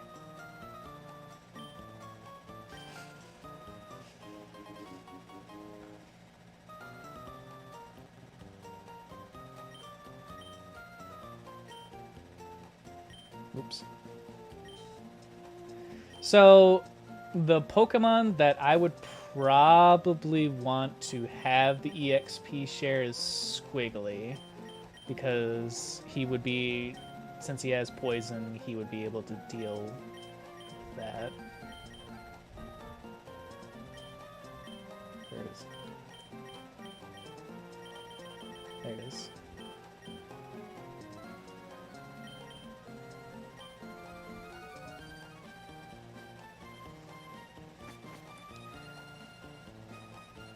Yeah, it gains double experience if you equip it to the battling Pokemon. I didn't know that. I do a lot of grinding, so I never did it with the experience share because I was definitely one of those, if you use the experience share, it's cheating sort of people. And I still don't really like the experience share. But mostly just because of the way it's implemented. I would really like a feature for it to be turned off. And that is only for the simple reason of, if I get a Pokemon and, come on. If I get a Pokemon and I want to switch it out for a Pokemon that I already have, it's almost always going to be underleveled in comparison to the Pokemon that I have currently. And it is a bitch, like, this is the sole thing that I pretty much have an OCD for, outside of kind of being a completionist, is I need my Pokemon to be all the same level. It's just something that I feel compelled to have. Which partially, I know that's kind of a wrong mindset to have for a Nuzlocke, because you kind of have to deal with that. If I could at least turn off the experience share so that I could get my Pokemon to be the same level, that would be great. I would love that.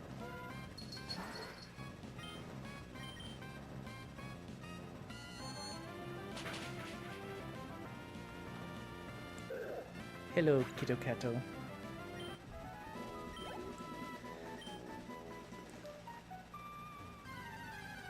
Now, when I use an EXP share, does it split up the experience between the two Pokemon, or does it just double it? Does it copy, or does it split? Because I feel like it splits, yeah.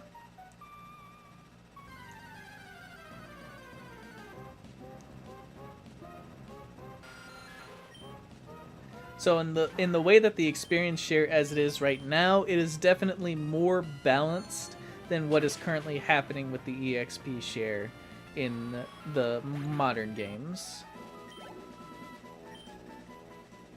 Because it takes so long to level up a Pokemon with the EXP share. And like the only other option that you really have when it comes to the EXP share to get it to the same level as all the other Pokemon in the modern Pokemons is you put them in the box. And that's just not good design.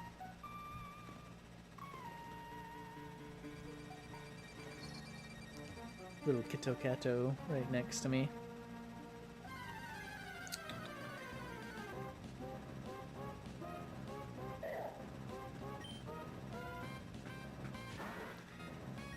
Cat. I like to use my cat for a cat drum. Oh dear, he wants to fight now.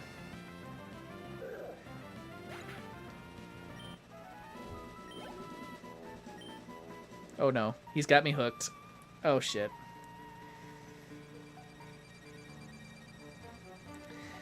See, I did think about heading to Slateport.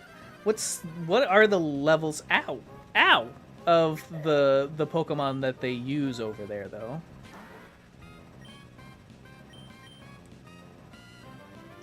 And I think I would only be able to battle wild Pokemon that are less than 20.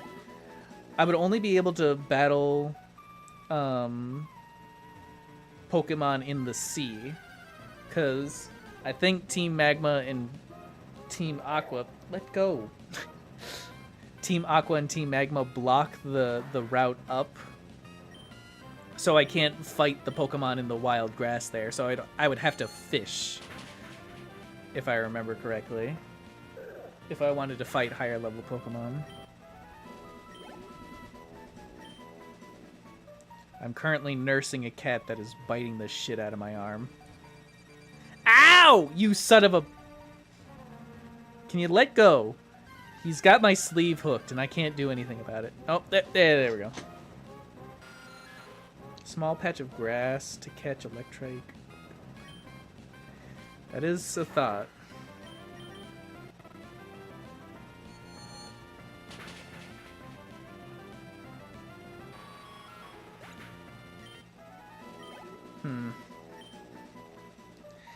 In the interest of being different, yeah, let's go to Slateport. 'Cause I'm sick of this area. I hate this goddamn island.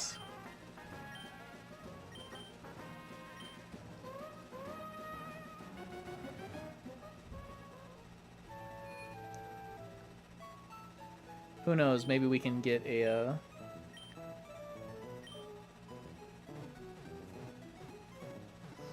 Yeah, Aeron would be a good place. That would be a good place to level up Aeron.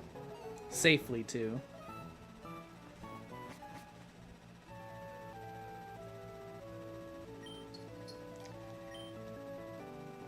I'm only a little bit concerned about the... I'm just going to fast forward this. Of the people here that have water types. So I'm just going to try to avoid the battles. There we go. Because my strongest is a Combuskin, and that Combuskin is going to die. We'll have to be careful. And I might get a Pokemon that might actually be fit for fighting Brawly. That is a Gulpin.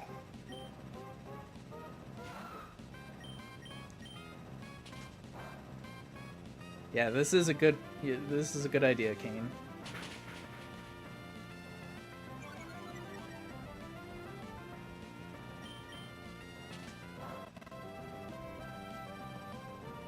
Yeah, I know. Gulpin actually looks like not a horrendous monster.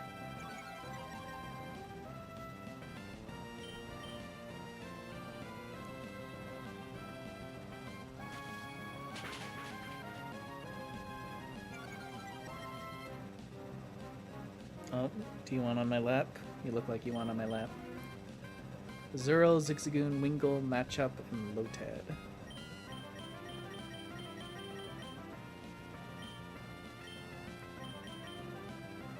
I don't have a whole lot of Pokeballs.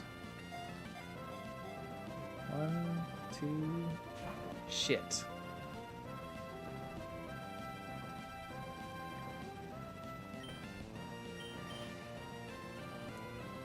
I don't really want to use another... Oh, hi. 2, 3... Okay, time to go get some Pokeballs. Because I don't want to lose out on a Pokemon.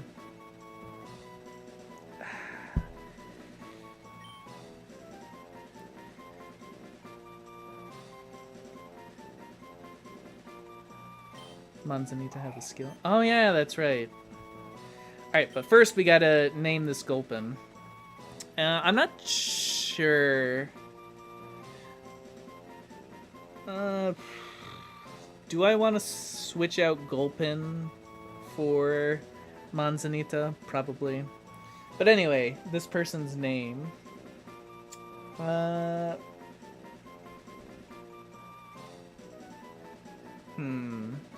It is a female.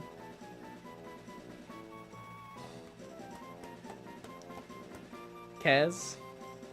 Well, Kaz has specifically asked that I save his name for if I get a Heracross in the Safari Zone. So I'm gonna hold off on Kaz. Frofro? Sure, we'll do Frofro.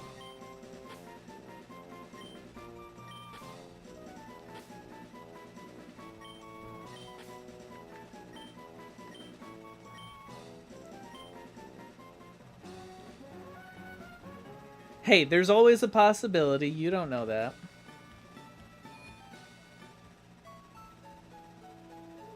You know, now that you're on my lap, little one, I really needed to go to the bathroom. You really timed that well, didn't you? Here. At least look cute.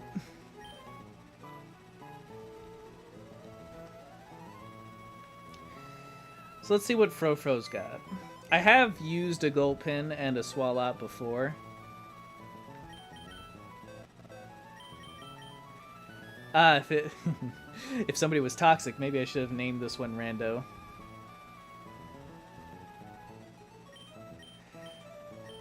Level 12. Has Pound, Yawn, and Poison Gas. I feel like Gulpin really isn't going to be that good of a grab at this point in time. So it is tanky, but I already have the tanky poison Pokemon in Tentacool, and I like the sound of having a tanky special defense Pokemon. So I think I'm going to hold off on that for now. Oh, that's right, I did have a third. Yeah. A sacrifice? That's true. I don't know, I think I'd prefer sacrificing one of the Zigzagoons that I've got.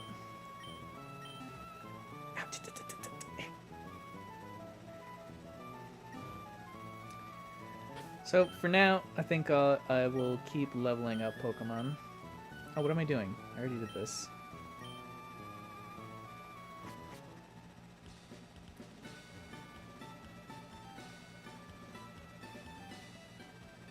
You are purring up a storm, sir. Do you think you could get some of that into the mic? Hey, look over here. Yeah.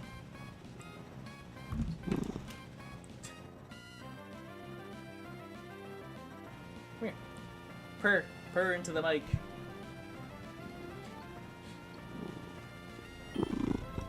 There we go.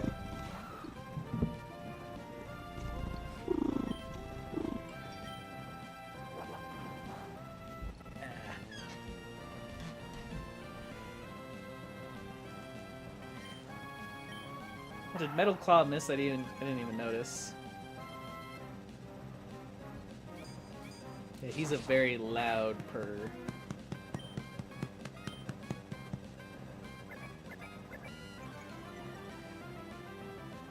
And he likes being smacked and stuff like that. He does sound like a pigeon. Are you Jojo? Are you actually Jojo, our KFP pigeon?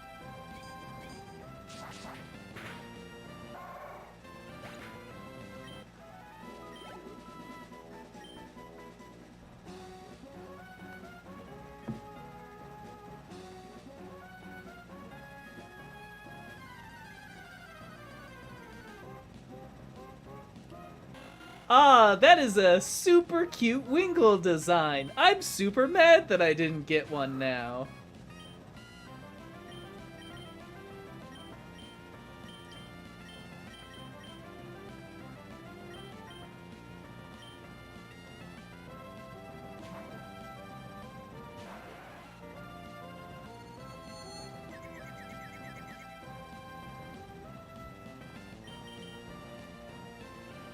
We both have the same idea. If I got a shiny, I would still catch it, but I wouldn't use it. Okay, this is bad. I'm just gonna run. If I can. I just realized, though, my Mighty Enna does have a big use in that it has Runaway. That is insanely useful for a Nuzlocke. That is a weird-looking Electrike.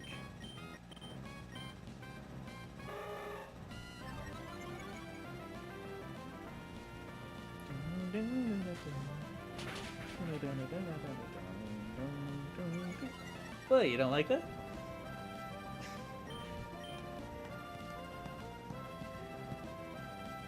Yeah, you're still alive, and I realize that you're actually useful, so stick around, sir.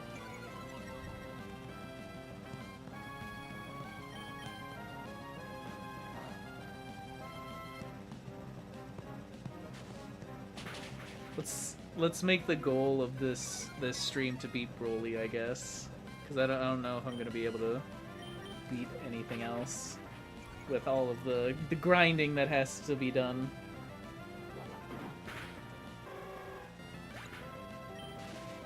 God damn it! Oh, I gotta message. Now that he's gone, I'm gonna go to the bathroom. Finally. Get some water.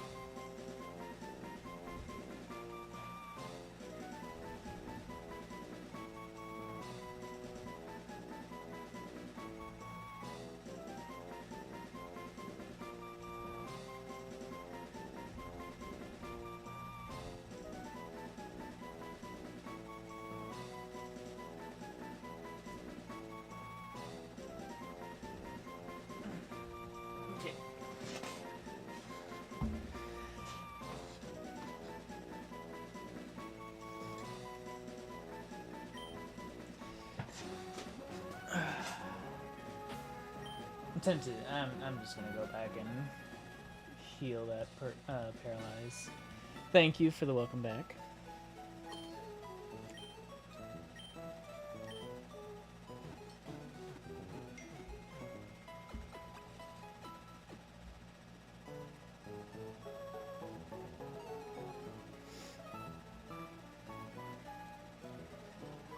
I see these notifications pop up and I'm like, I have to look at them.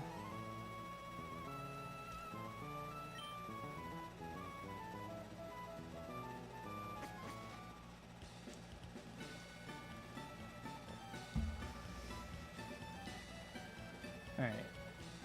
So, anything in particular that you'd want me to talk about? Something that I can use to... Ooh, Minun. To pass the time while I murder these Pokemon?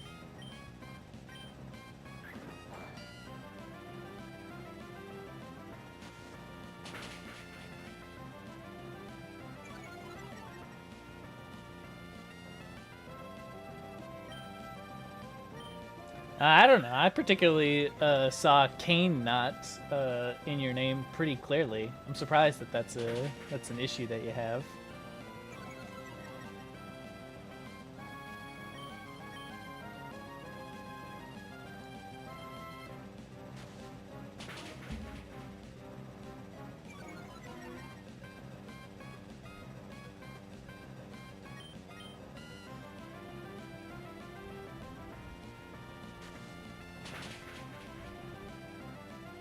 This is kind of a weak Minen design because, like, I feel like it's just Minen. They just gave it a human face.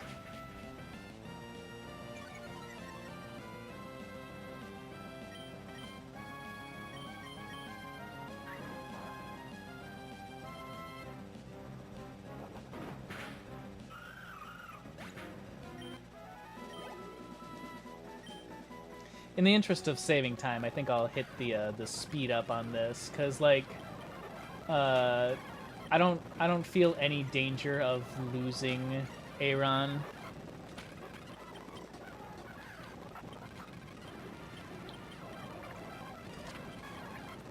It'll just make it take more time if I do so.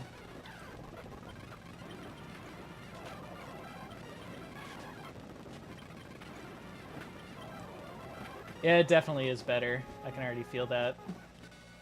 Like, I was getting, like, what, around 20, 30 experience fighting the mobs in the cave.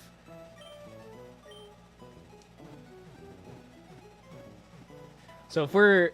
I think aiming for same level would probably be the best.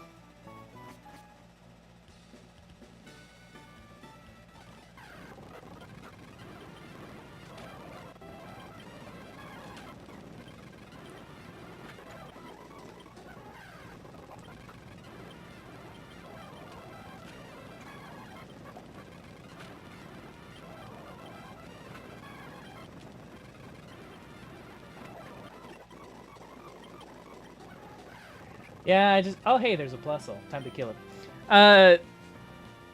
I feel the exact same way. It's just something that I feel like you can't really avoid in a Pokemon game.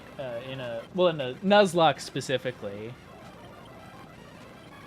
Especially one where, like, I'm actually trying to be somewhat entertaining. That is the goal.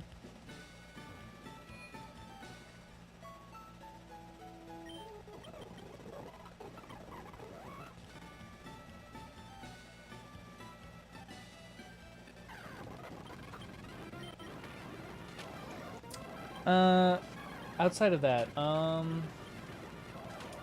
I've been playing a lot of Multiversus. God damn it. I've been playing a lot of Multiversus in, my spare time. Like, Smash was already, I'll check out the marketplace. I was already, like, using regular Smash as my go-to game to just kind of dick around with and use in my spare time, but I'm not feeling like playing anything specific.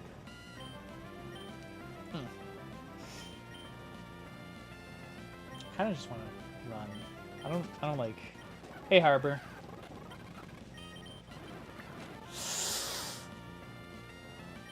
That was close.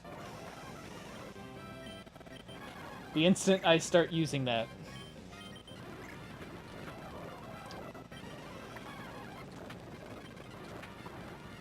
Okay, note to self. Move over to Squiggly should a Wingull show up. That was nerving, but as soon as I fucking used a the speed up, some danger happened. Oh, fuck. I keep forgetting to check Manzanita. Thank you. I'll check it after this.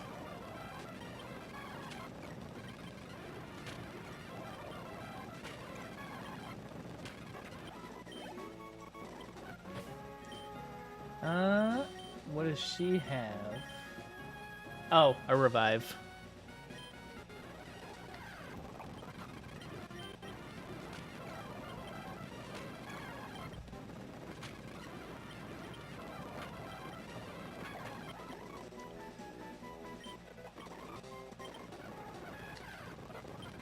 Yeah, Vader's just hitting everybody with fucking Minecraft blocks. That's what's going on right now.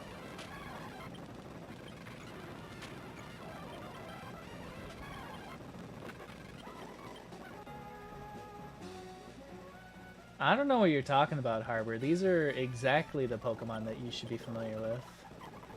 Look, it's Aron. It's Zigzagoon. Got a Gulpin right there.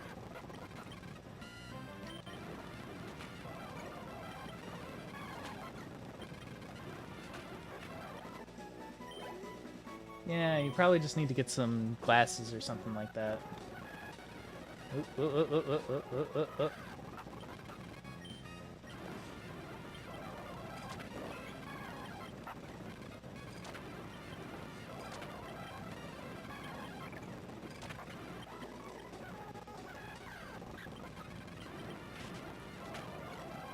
Die, Minun.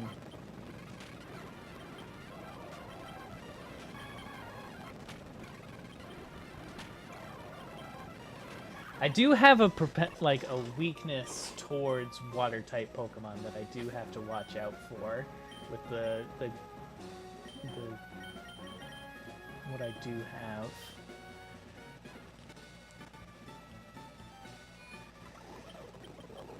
I am doing better on levels. I got all the important Pokemon up to level 15.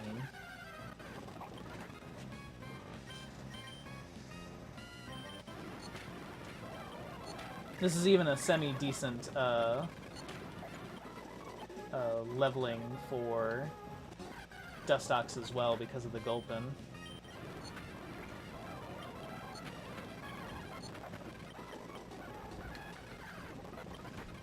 Okay.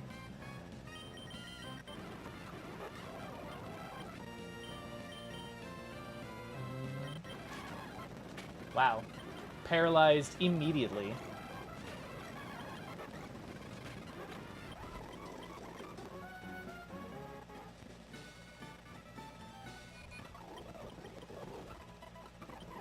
I think I'm feeling a little bit more confident at the very least.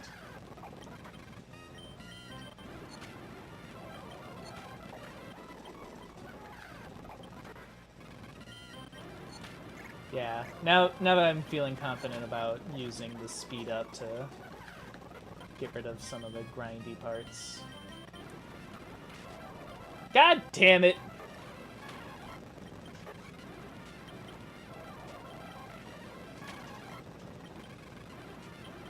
I need ground as soon as possible. I don't think Minun has any electric attacks. I think I'm good to just attack.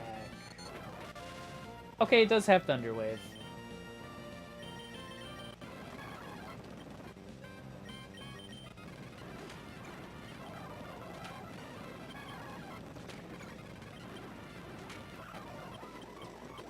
Yeah, just try streaming once and watch as fucking streaming murders your ability to just say simple sentences, because the game will prove you wrong at every single opportunity that you try.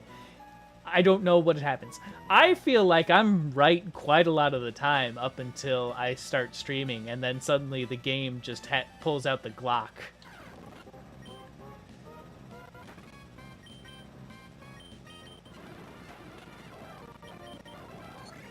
God damn it.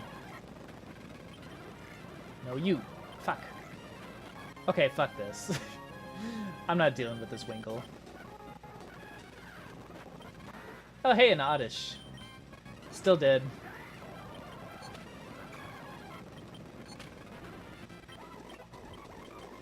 Okay, Squiggly is also level 16. I'll switch off to Hokan to start getting Hokan some levels. Let's see how he does. Not great, so we're gonna switch off.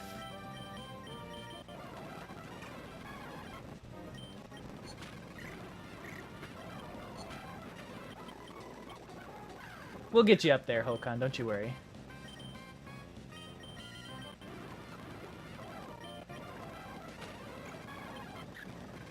I do really, really like Wishcash and Barboach.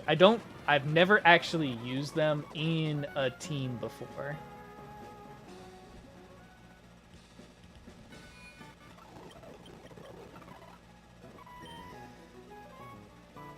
Fall Arbor, the dusty grass area. So yeah, I'll have to keep that in mind.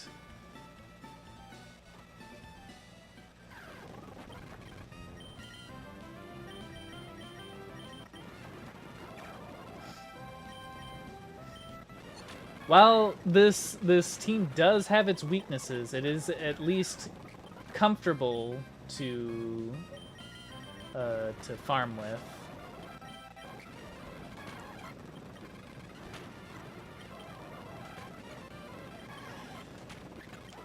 I don't know if I'll be able to guarantee getting a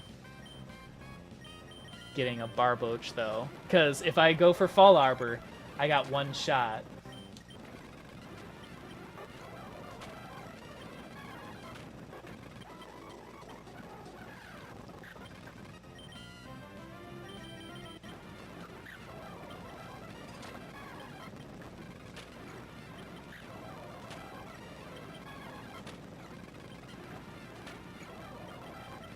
Ah, damn it.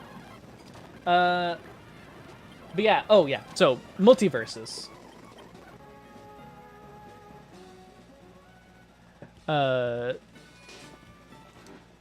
With multiverses, I don't know what you know about it, anybody in here, but multiverses is sadly a Warner Brothers based fighting game. Now, the reason I say sadly is not because I hate Warner Brothers. Oh shit. Well, I'm going to the... I'm completely fine with Warner Brothers and their properties. The issue with Warner Brothers is because of its recent... I want to die to poison. Pokemon, how you doing? Good. Okay. Multiversus, since it's tied to Warner Brothers, it is subject to that god-awful Warner Brothers Discovery merger that happened, I think, last week. I didn't catch wind of it until yesterday, or the day before, something like that, because of how the game has... It's going pretty well. Oh, why did I do that? No. Not Oddish. Or not... It has, like, Arya Stark, it has Iron Giant, Superman, Batman, Wonder Woman, it has some of the cartoons and Bugs Bunny, Tasmanian Devil, It's got some things going for it. Yeah, Arya Stark, that's an interesting one. Shaggy. The only problem is because of this goddamn Warner Brothers Discovery merger. Discovery seems to be on some sort of vendetta to just absolutely destroy everything Warner Brothers related, because I guess this merger is more Discovery than Warner Brothers. They, like, I think the first thing that we heard about was how Batgirl was being canceled.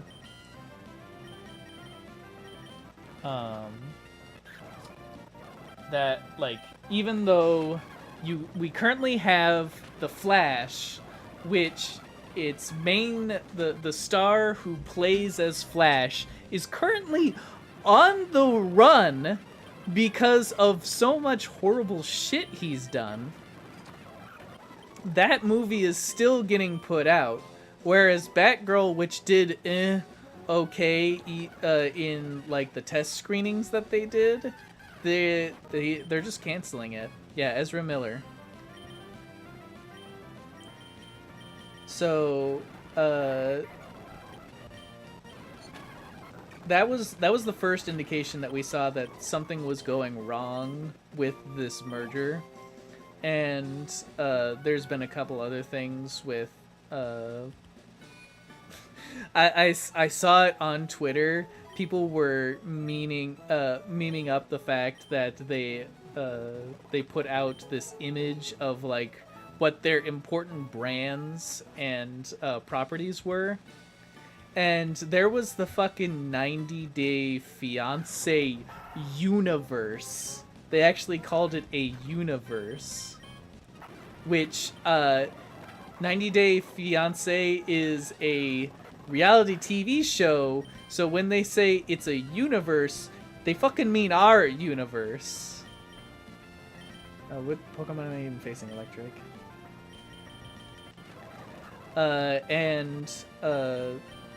Multiversus has been hit with this because they currently are in their 1.0, if I believe correctly, and they were going to start putting out new characters, and the first character was set to be Morty, Rick, as in Rick and Morty fame, and they were actually going to do Morty separate from what I understood at a later date, but Rick was the first one set up. See, the thing about 90 Day Fiancé is I didn't even know the show existed. I haven't watched a show in literal about 8 years now, because the last show that I seriously watched was Psych. So that one was weird. God damn it. Okay.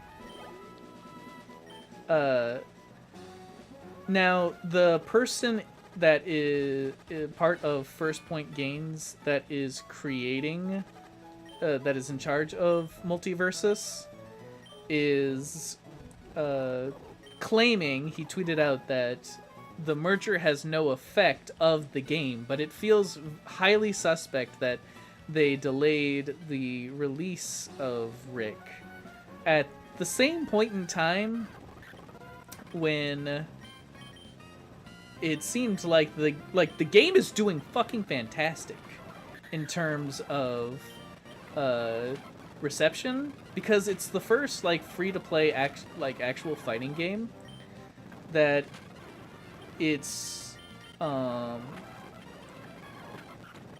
got the highest concurrent player base of any fighting game ever. Well, I keep putting Hokan up against a Gulpin because I feel like that's the only thing that he can really fight against. And it likes using, yeah, that shit. So I'm just gonna not deal with it. Yeah, I was gonna get poisoned again.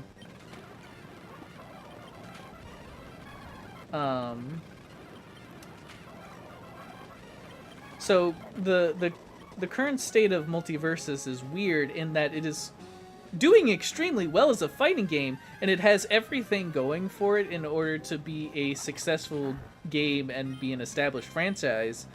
But Discovery is seemingly doing whatever it physically can. Okay, I'm out.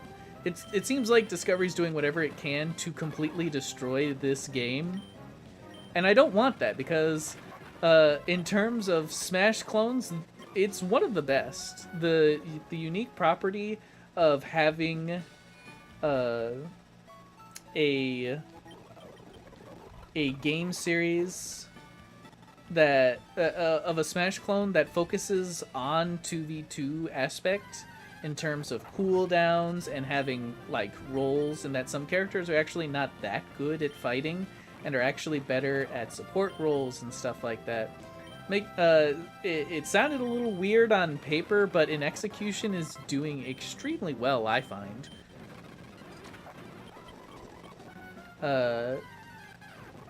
So it's just so frustrating to see something that has potential just be ripped up out of the ground so quickly by this corporate bullshit that's going on. I just wish it wasn't the case. I've been playing and I've had Bugs Bunny. Oh, does she? Sweet. I've been playing Bugs Bunny, and he is a super fun character, and I feel like he's a little bullshit in that his down air has just this insane hitbox and is absolutely fantastic for spiking. Oh, thank God, a super potion.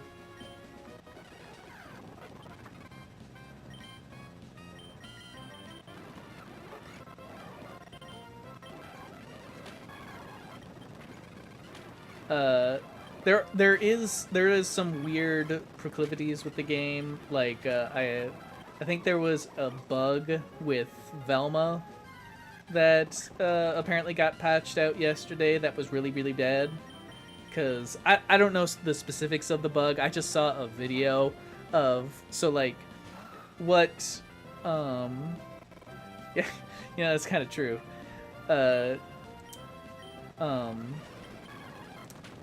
The way that Velma works as a character is that she's a support that has the ability to help out by, like, searching for evidence and clues. And when she gets up enough evidence, she can call the cops, and then the cops will spawn, and then will take one of the two opponents away and take them to the blast zone, which is a fun and unique idea that kind of comes off of the assist trophy, the Captain Bus assist trophy.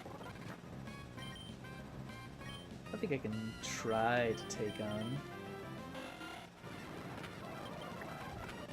Yeah. Oh shit. Okay, nope. I'm not dealing with confusion.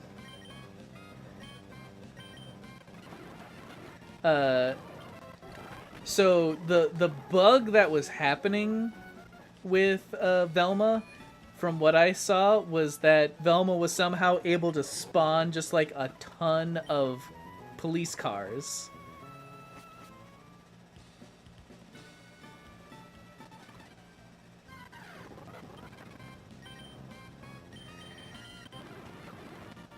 See, the thing about Howl is that it's essentially what's the, like, the multiplier, I guess you could say, of that boost. Cause wouldn't Howl, I feel like Howl would double the attack or something like that. And so Bite will kill in 2 hits. Oh shit.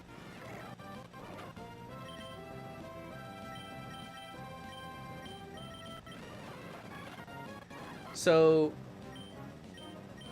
in something like as basic as just fighting a normal enemy like this, it wouldn't be useful to do Howl, because you would be wasting a turn to just attack it and do the same thing. I mean, I guess it saves moves, but like in an actual battle, yeah, it was kind of like the assist trophy glitch from what I saw. I think it seemed like it was endless. I'm not sure if there was anything that was stopping them.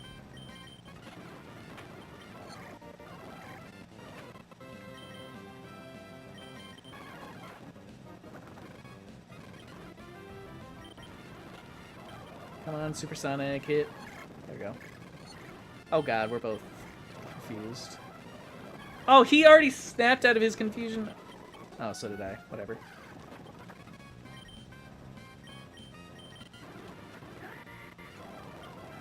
Yeah, the experience share is definitely helping out Squiggly. I'll probably take it off Squiggly and give it to someone else soon.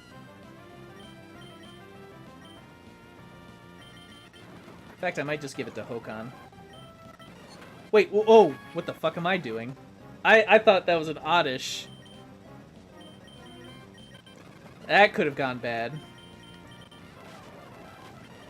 Thankfully, Electrike doesn't have Spark yet. I feel like the early Electrikes don't. Yeah, I'm gonna take off the, goddamn. Full heal. That'll be useful. I'm gonna take off and give it to Hokan. Yep, that's the purpose of this Nuzlocke. Oh, speaking of, I need to go and get Pokeballs. Oop. Like 10 should be fine.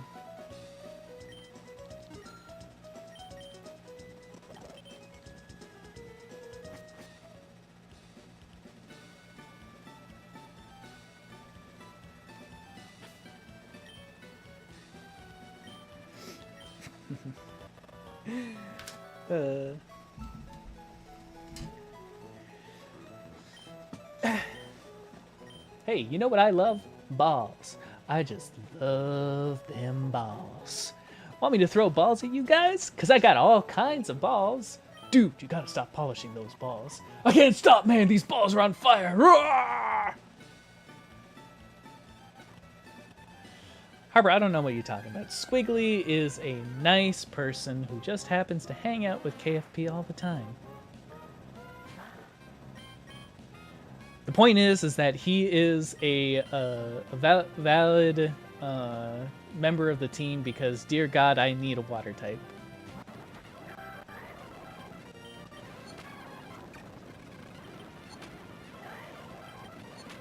The good news is once I get through Brawly, I feel like I should be pretty much golden to not really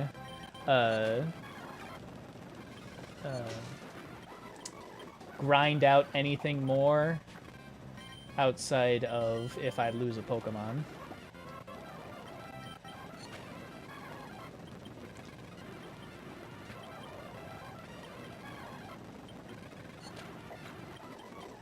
I don't think anybody got the joke that I did.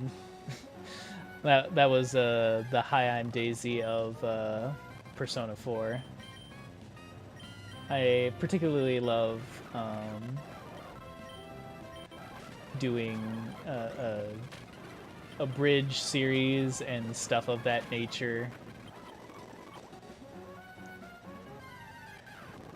Hey, don't kill him, kill him. We need Squiggly Mustache.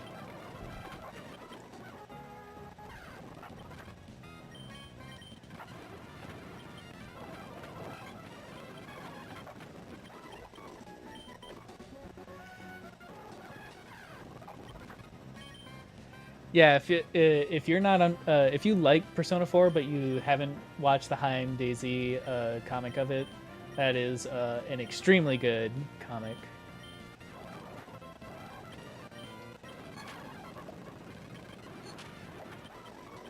So there's an artist by the name of Hi, I'm Daisy that draws comics. You probably know about Hi, I'm Daisy, but you don't realize that it's Hi, I'm Daisy. They were famous for doing Metal Gear Solid was the first one, and then they did Persona 4, and they did like one single comic about Persona 3. God damn it. Okay, I'm not dealing with this. Wingle's my hated. The comics themselves are great, but what really lifted their popularity was the people on YouTube would then take those comics and they would do their own voiceovers over it. And the one that particularly really got into popularity was the one for Persona 4. Because a lot of people played it, and there's a lot of weird things to the game that really makes it really fun game to meme up. A peafowl and a seagull. I don't see the connection there. Wait, what fucking Pokemon is even out? It's a Zigzagoon.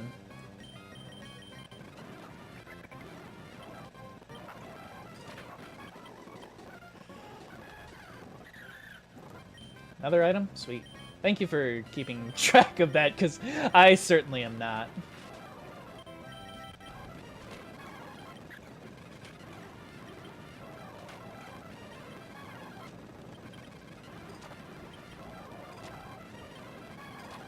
Okay. Let's see what you got, Manzanita. Rare candy! Sweet. So that's 2.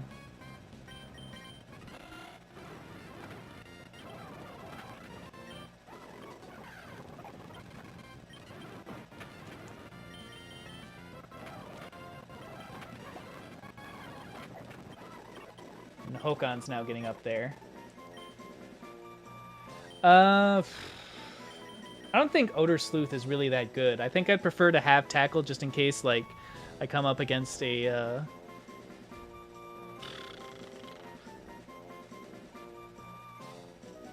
negates the foe's efforts to heighten evasiveness. Is there even really a Pokemon trainer out there that this would be useful on? Yeah, I didn't think so. Like the only CPU that ever abused evasiveness strats was the one guy, Jordy, I think his name was, in Pokemon Coliseum. That rat bastard. Oh, fucking hate that bastard. That whole double team, what was it? It just, the worst part is that it was like slowly killing you. It just used Sandstorm and just slowly ticked away at your health if you didn't kill them immediately.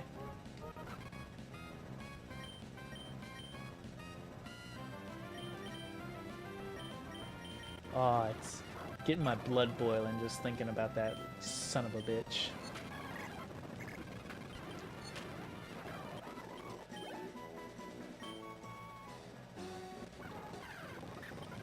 See, I didn't have that much of an issue with Drifloon.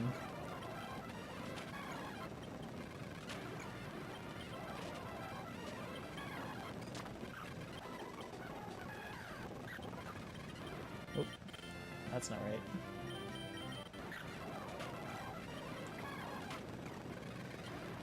I really enjoyed Pokemon Coliseum and what it did. I do wish that, like, I feel like it's just as simple as that. Just get out another Pokemon Coliseum where the objective of getting Pokemon and stuff like that is just a little bit different.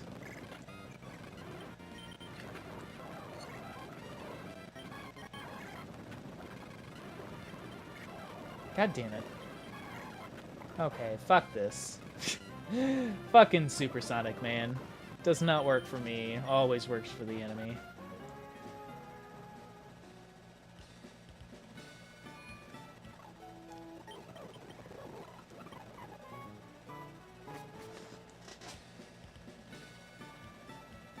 Now, imagine if somebody had the ability to poison, confuse, attract, and was doing double team and all of that.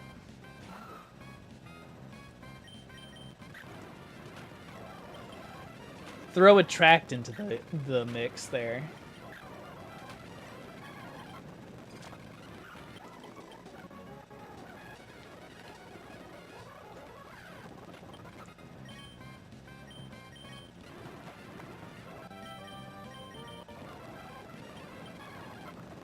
Oh my god. There we go. 2 misses on the... I'm just not getting any sort of luck.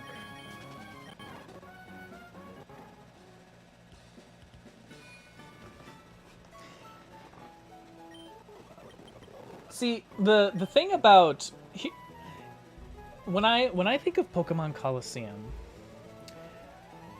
Pokemon Coliseum is the exact type of thing that I feel like it's a cash cow that Pokemon is for some reason not willing to milk, because the recent stuff with Pokemon is just that they're like, oh, we have too many Pokemon now. We can't fit every single Pokemon into the games anymore, and we can't focus on making those high quality animations that we're clearly known for. So then the concept of Pokemon Coliseum, where there are no wild Pokemon and you can only steal Pokemon, certain Pokemon, from others, that's the perfect setup. That's the solution to your problem, idiots. You don't have to put all of the animation work into every single Pokemon if there are no Pokemon to get. And there's only a limited, and there's like a genuine reason for there being a limited number of Pokemon. That's it. There you go. There's your idea. It's right there. Why aren't you using it? And it leads to that cool, edgy, dark shit that people are super into. I don't know if you guys know this, but did you know that Pokemon XD Gale of Darkness, the main character of the first game was actually supposed to be the villain? And like you can see that it was clearly set up because the main character was part of Team Snag'em to begin with, and he just kind of leaves on his own. Like I think of that really creepy smile that he had when he stole the Snag machine. The breadcrumbs were there. They just didn't follow through on it. People will eat that shit up.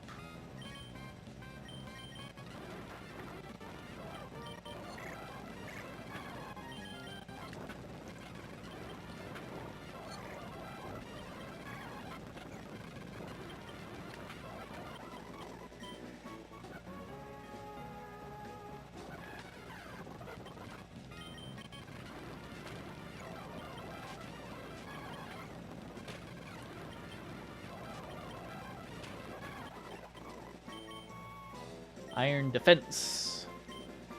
Sure, I'll do that. Because that's just a better Harden.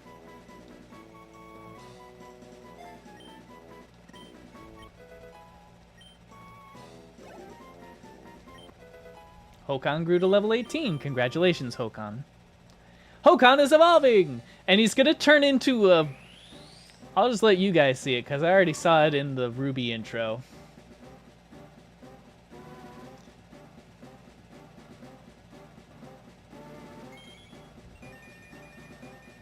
Oh, that's different. That's actually different from the intro. Aw, damn, that's too sexy. Hokan, why are you sexy? God damn. That's different from the intro, Pokemon.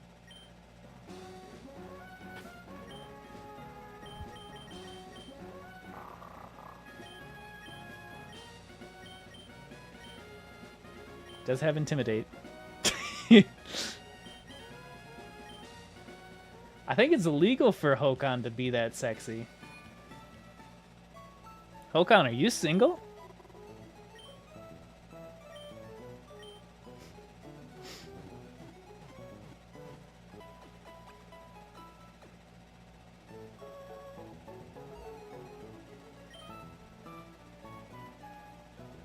Damn, he dipped. I think he's single. Oh, there he is.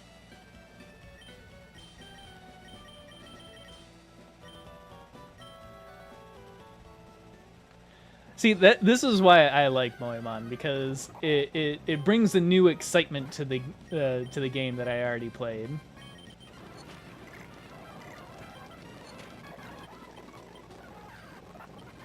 Free item? Sweet, thank you.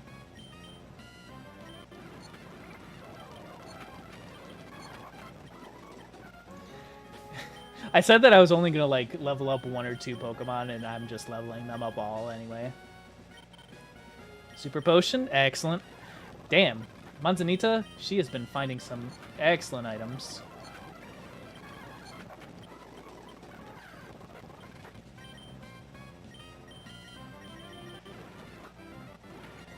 Tohomon? Is that basically... Is it a Pokemon hack or is it a Pokemon clone? Because that will severely affect my interest in the game.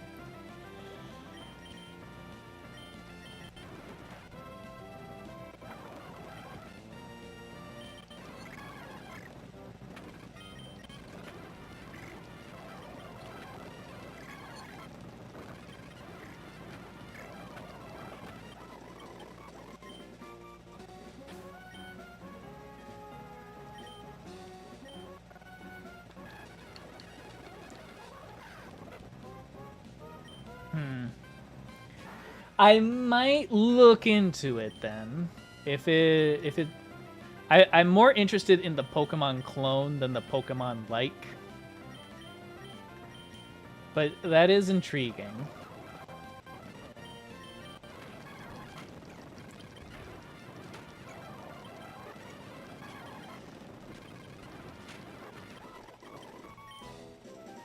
Anonymous is trying to learn Protect. Ooh, Protect. This is key. I need to keep Iron Vader for this specific move. Oh no, this is... Ah, shit. This is Anonymous, not...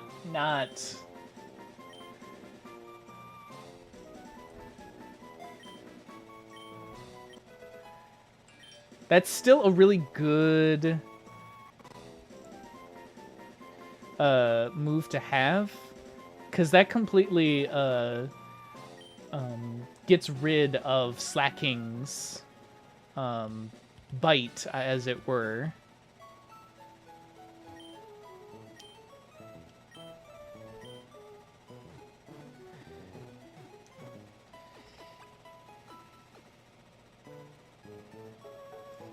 Oh my god. Luca, how the hell do you even manage to get all this cat hair on my phone? You're not even anywhere near here.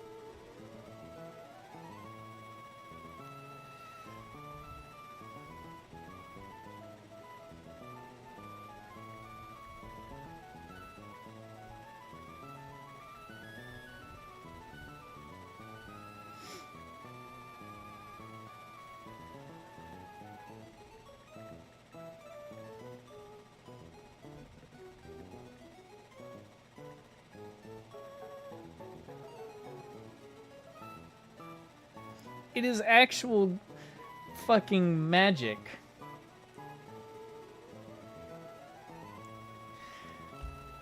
Something that I've been avoiding to do for a while now, and I dread looking up at it every single time, is my ceiling fan has...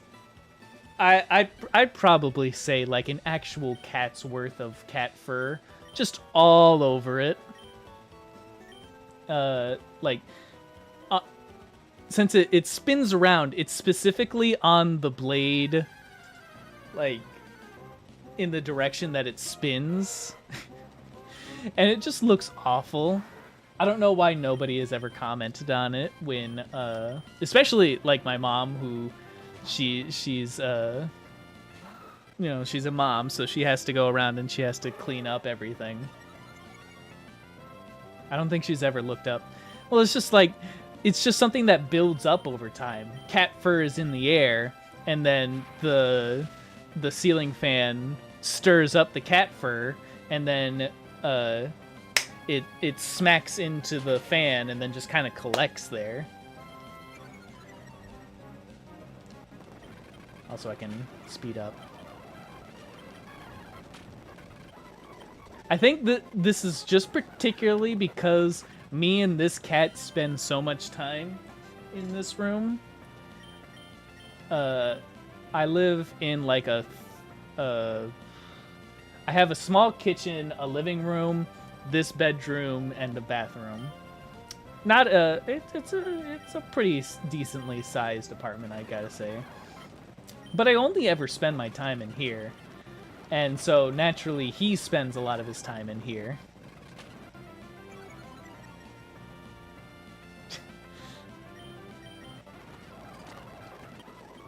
Well, I better start drinking then.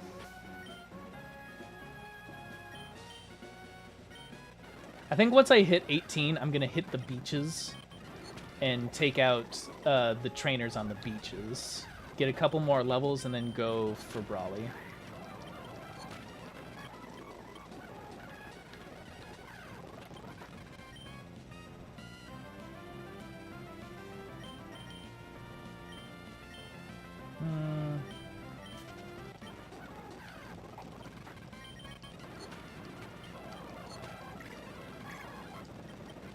Perfect.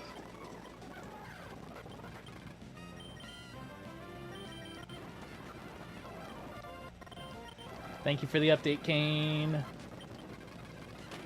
I literally would not be paying attention to this at all.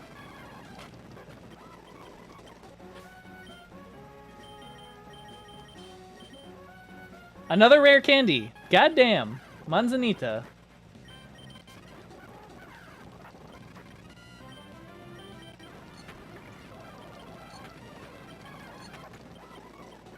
You know, I was gonna bench her, but her ability to pick up items is quite useful.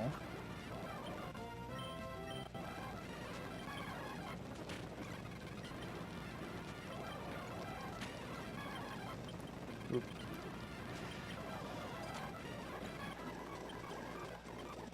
Hokan's level 19. Oh, he still has the EXP share. I'll give it to Squiggly again.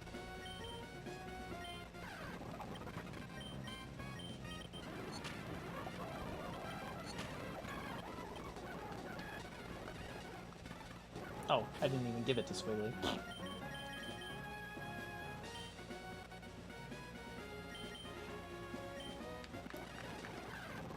Once I get to when I get to Brawly, I want you guys to tell me if there is a Pokemon that I could reasonably, like, rare candy into an evolution. Like, I'm thinking either Lairon or something like that. Or possibly Squiggly into a Tentacruel.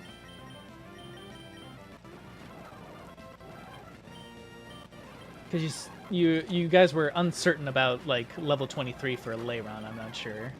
But if I could do that, that would be very helpful.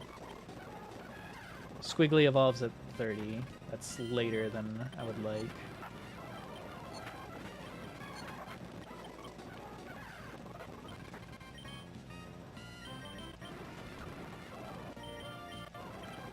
God, I keep forgetting.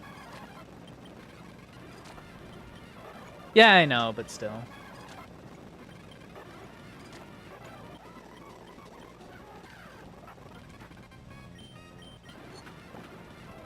I'm not happy with that, so I'm gonna switch off. Lena, you haven't been around in a while. Let's have you out.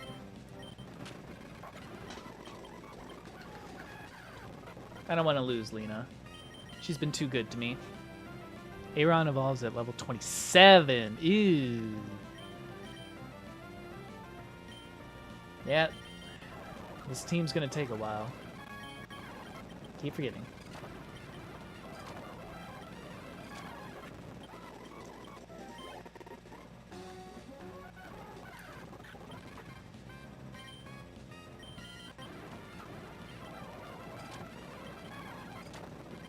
Well, since I already have, yeah, it'd make more sense to do Headbutt. It's gonna deal more damage.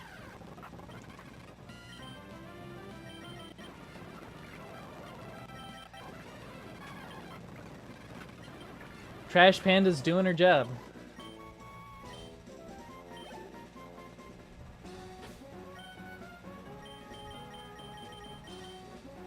And a super potion.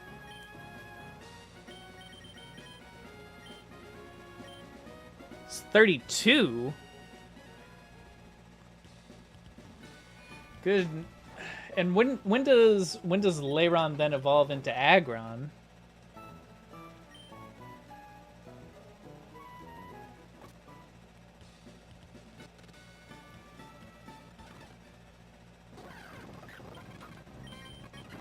42. I'll be like in the middle of the goddamn ocean when that happens.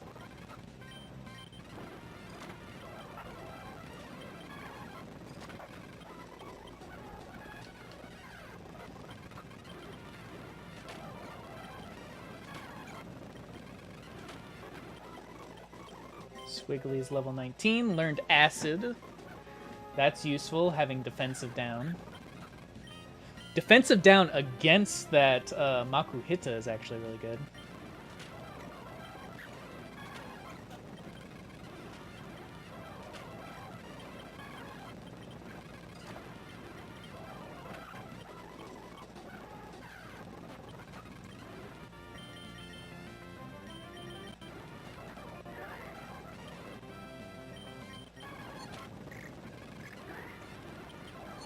Okay. Oh no, I thought we were done.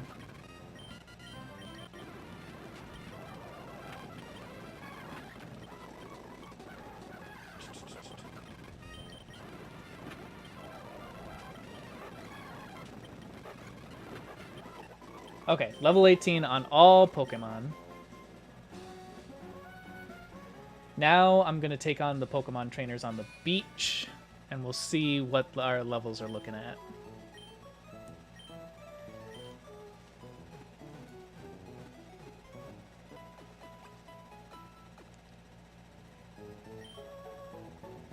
Yeah, I know. Aggron is definitely a really good. The problem is in the context of a Nuzlocke, it's just a tough Pokemon because of how much effort you need to put into it. If it was a regular Pokemon game, you wouldn't have to worry about it because, you know, if it dies, whatever, you can just revive it again.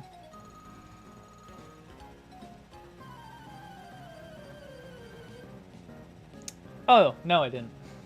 I guess that's another thing to go back to Rustboro for.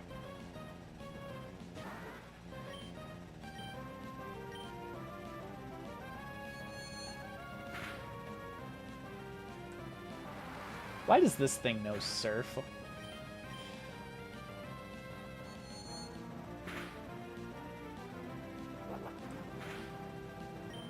Yeah, there's the defense that are coming into play.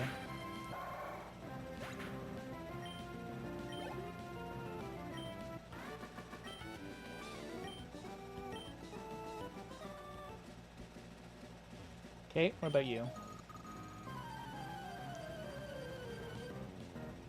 Beating up kids on the beach.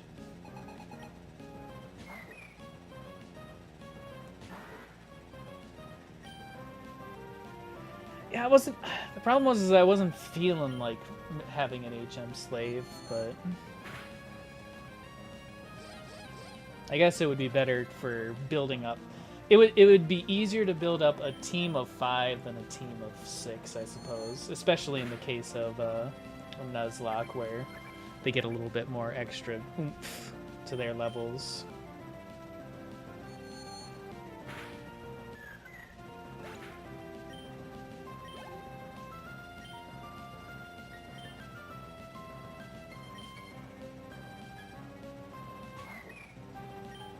And I will not deny that collecting those items has definitely been doing pretty good for me. Especially if it's something like the rare candies. Those rare candies are really good. Yeah, I'm glad you feel the same, NTP. In the case of a Nuzlocke, though, that does feel... Plus, it feels nice to have Manzanita on the team. I won't lie about that.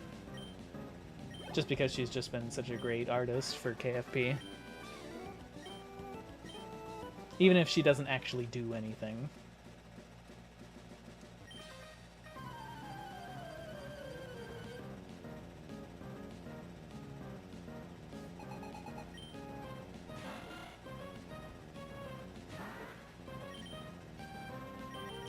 Squiggly!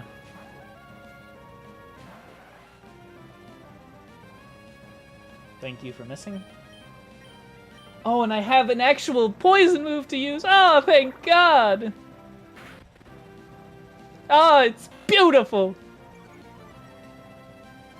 Squiggly, you're doing it! You're doing it, my girl!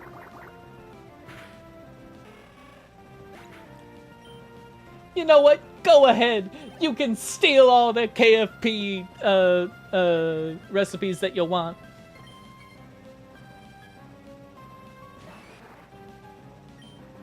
It doesn't poison them, but it decreases their defense.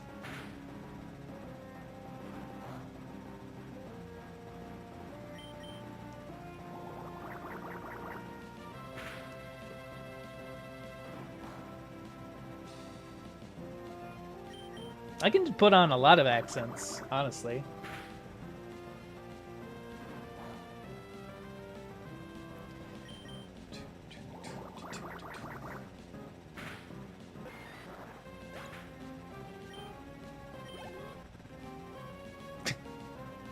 Sure, go ahead.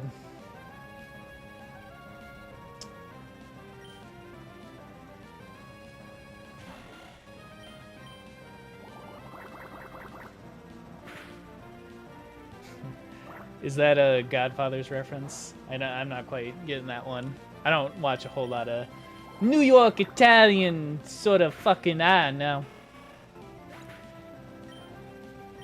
I can just do the accent. Fuck all of you.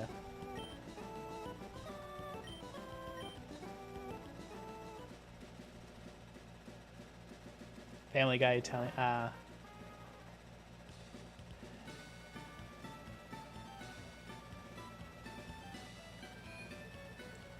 I just know the one cutaway gag, or no, it wasn't even a cutaway gag, just the I think the one that Kiara mentioned, which was the boopity boppity beepita, hey jacuzzi, and he's like actually arguing with the Italian guy who's actually speaking Italian. I just remember she's like, "Excusi, boppita boopy, che cosa?"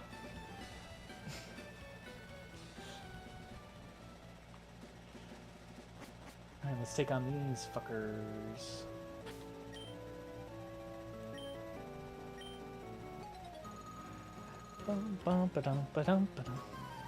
I'm gonna show you how great my Pokemon are, but don't cry!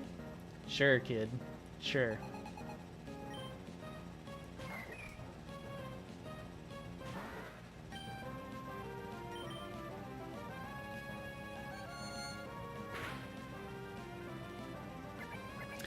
I don't know. I have a bad feeling. I feel like someone's going to die, but I don't want that to happen, especially after all the goddamn effort I put into this.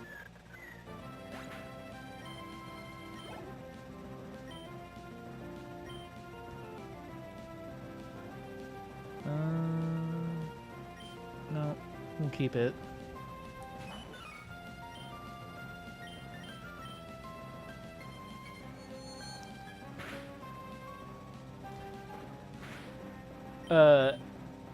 As a former teacher, I think I'm gonna have to deny that on principle.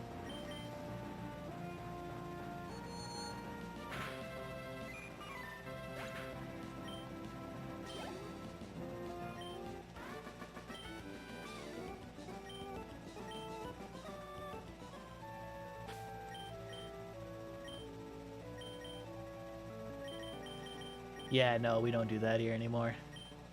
What do you mean, what? That's not what I said last stream. I didn't say anything last stream. I actually don't know what you're talking about. Is this what it feels like to be Kiara, to have everything from what you said scrutinized? And this is only like 4 people.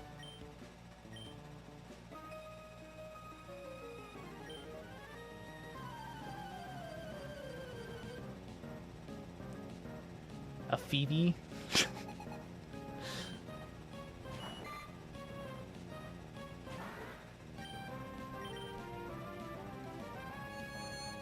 There you go.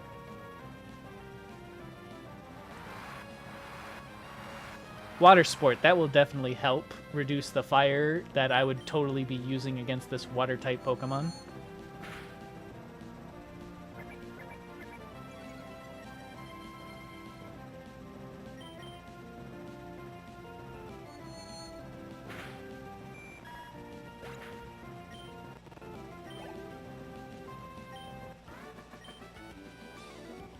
That's hot! Hell yeah, it is.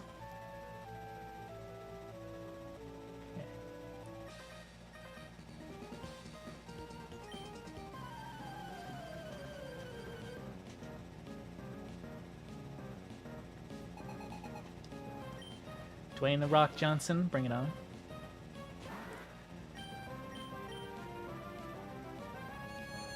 Ah, fuck, you're right, you're right. Nice, crit.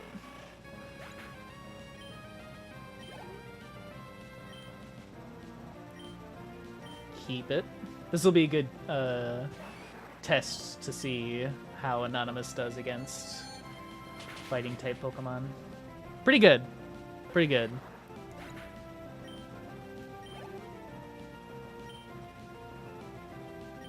Tentacool.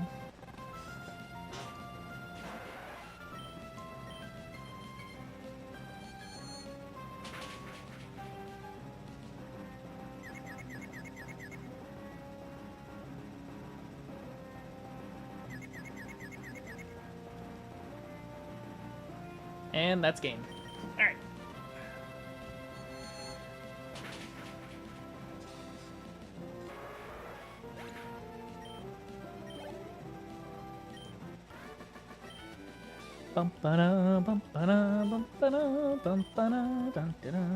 Alright.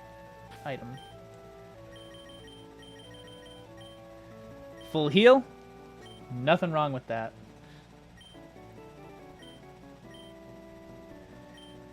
Half a dozen bottles of soda pop.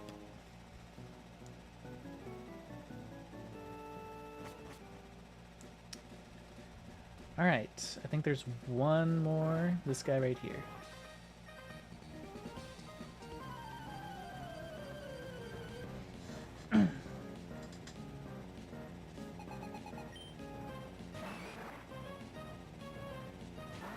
I swear, I feel like I already have PTSD from a Chops that killed Aurora.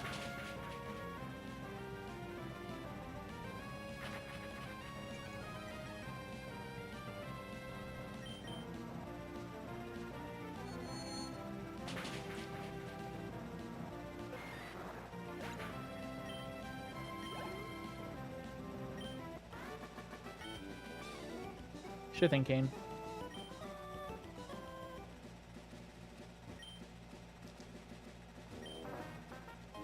Thank you. I don't have any... Well, I do have a ground move, but I don't think I'm going to be using Aron against it anyway. Oh, whoops. He's the one that's got the EXP share anyway.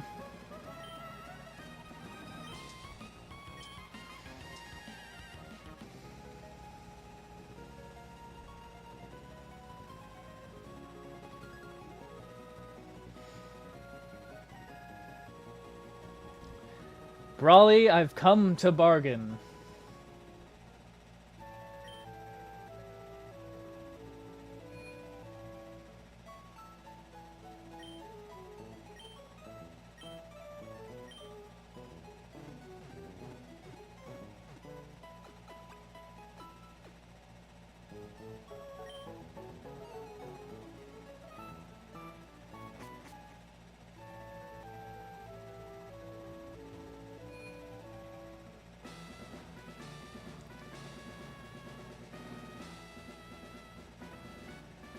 That way.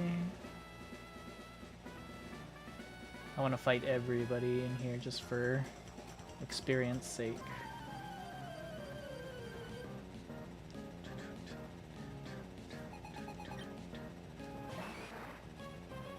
This is good. This is much better now.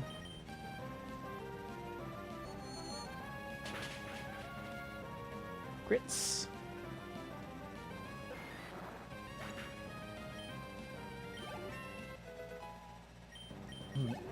I didn't even really think of him as a surfer dude for some reason. That never connected in my brain.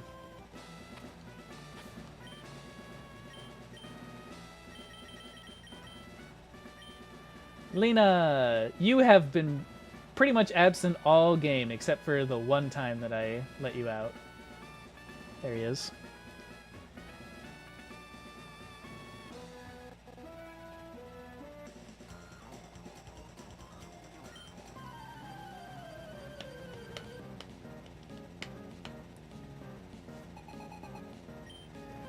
I mean, I see it now. It's just I didn't see it before.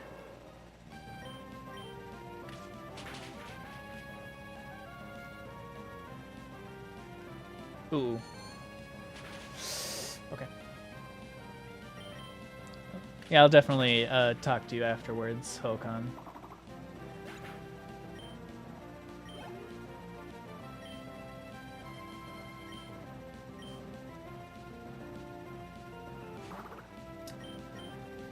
Those Meditites scare the shit out of me.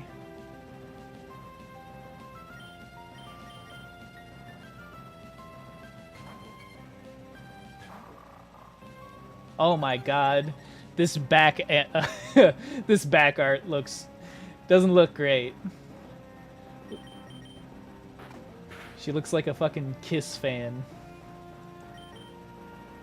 Hokan, do you like Kiss?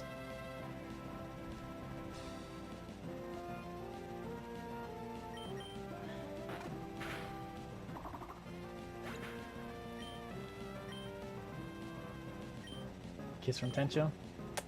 Sure, what about that?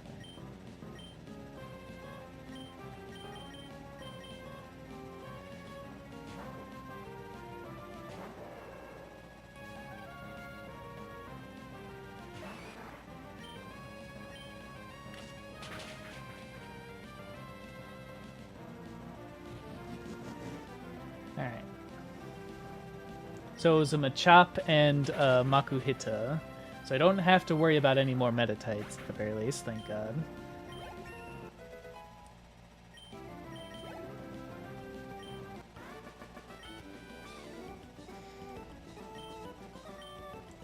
I think I'm gonna pump...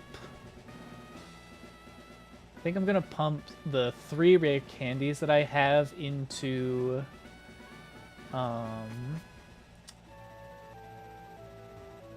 into Anonymous, just because I feel like of all the Pokemon, he's the most equipped to deal with Brawly's shenanigans.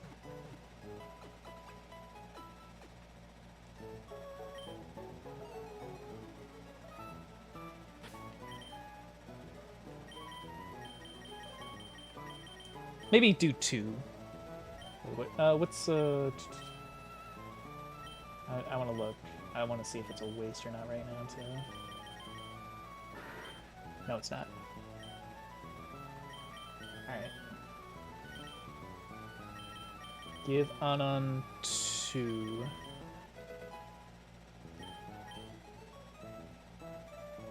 Don't forget Dark is weak against Fighting Type. Yep, I know. Anonymous wants to learn the move Moonlight. Well, let's see what our options are. Gust, Confusion, Poison Sting, and Protect. I don't think Moonlight is going to be very helpful because it's a healing move and it only works depending on the weather. And I don't know. I feel like Protect is better. Poison Sting, Confusion, and Gust are all the diversity in the moveset is more important than Moonlight. I don't know. Agree? Disagree? Yeah.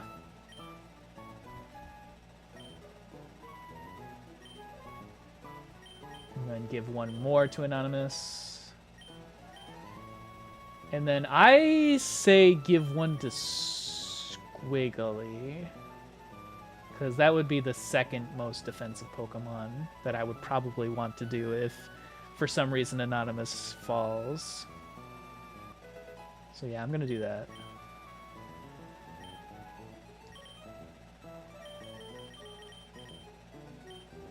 Alright.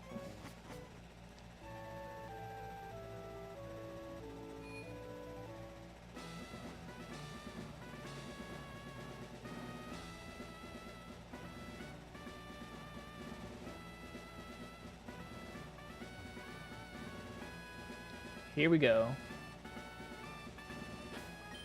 I'm just gonna save just cause it's a habit. Can't kick it. Okay. Oh, and I do have X-Defend. I do have an X-Defend. I might want to pop that. I'm Brawly, Dewford's gym leader, dude. I've been churned in the rough waves of these parts, and I've grown tough. And it's turning into a southern accent. In the pitch black cave. So you wanted to challenge me? Let me see what you're made of.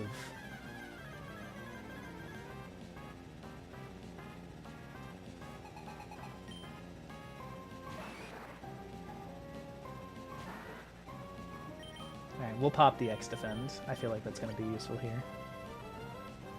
Like zoinks! Let's battle, Brawly dude!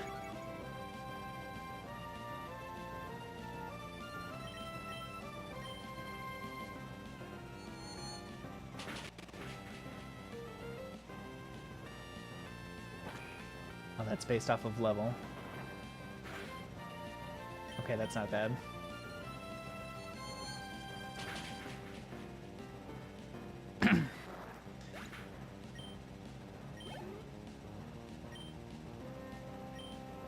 Nope. Just a Makuhita. Level 18.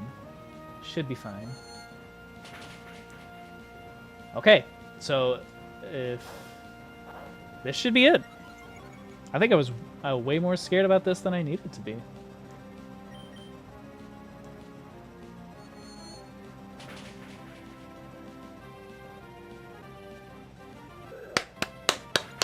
Perfect! That couldn't have gone any better.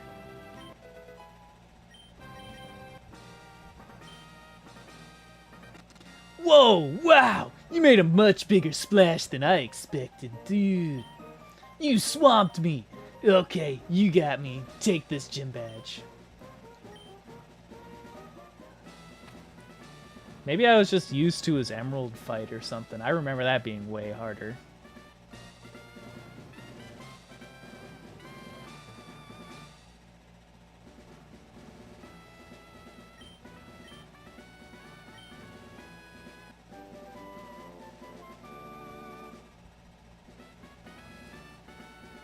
That TMO8, it contains Bulk Up. It's a move that raises both attack and defense stats.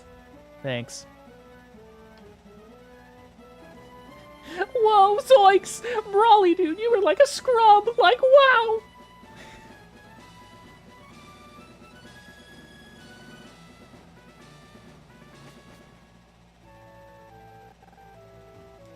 Alright, I'm good to go for a little bit longer. I was gonna, like, stop at Brawly, but that was so fast.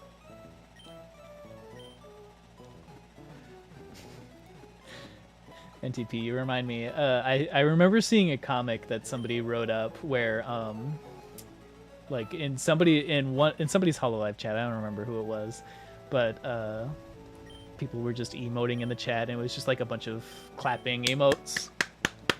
And then it was for somebody's concert, and there was somebody that was using the hand washing emote, and so somebody drew that out what it would look like in real life. Just have a bunch of people just clapping, and then right next to them, just somebody washing their hands.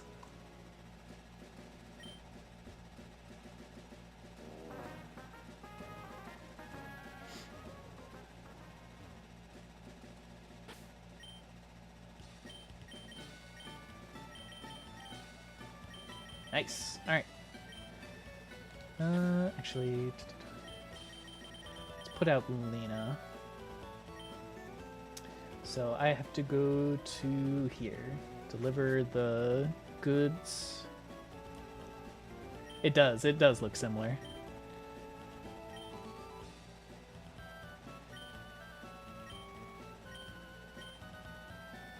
Got some work to do.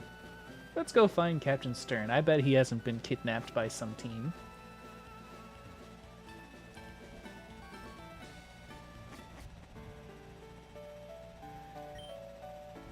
Yes, please.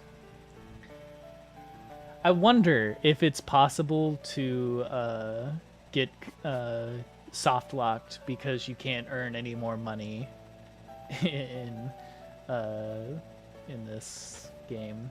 If you just can't get into the Oceanic Museum.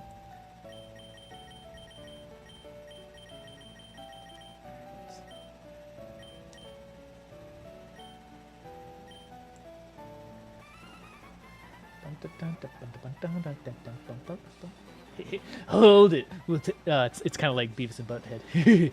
Hold it. We'll take these parts. Yeah, your butthole. I never actually watched that.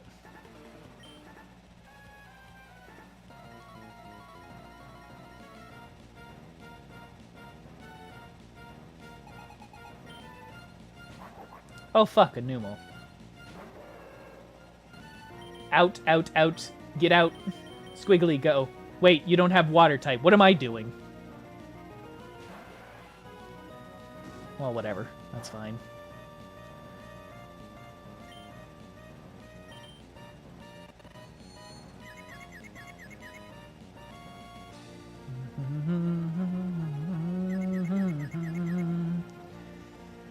Yeah, that's kind of what I was going for. I funnily enough been more exposed to Beavis and Butthead through Yu-Gi-Oh! Abridged than through actual Beavis and Butthead.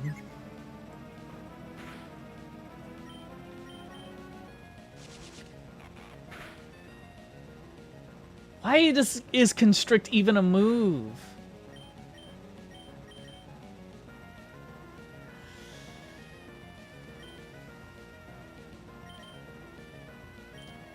Yeah, I figured that it wouldn't have a ground type move in this stage of the game, so I wouldn't worry about it.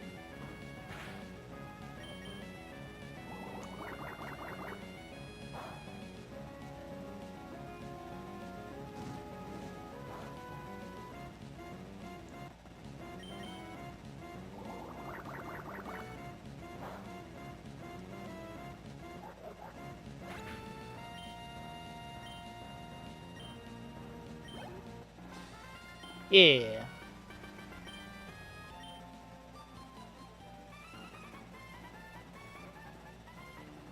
I feel like it's just a move that's there to, like,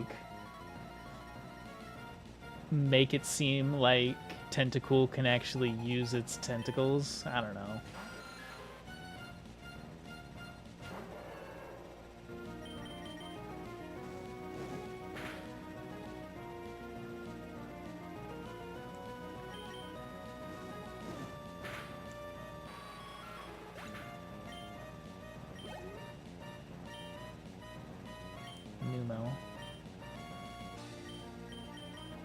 I guess we'll go Hokan. We'll go with Hokan.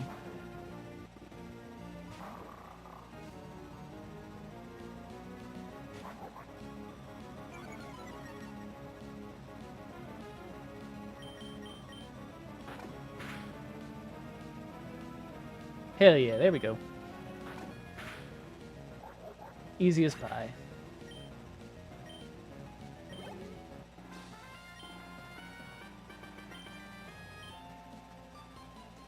This, like, sucks. We need to go and talk to our boss.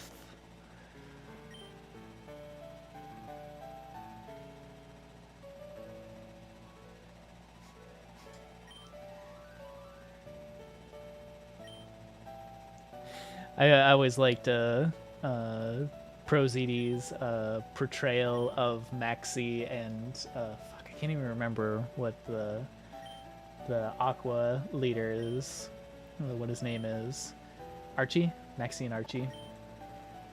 Just being the one comic where May is sick and tired.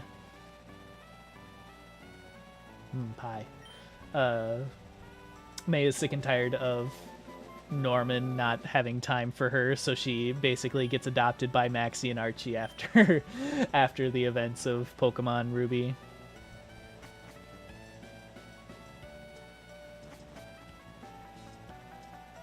Hey, dude.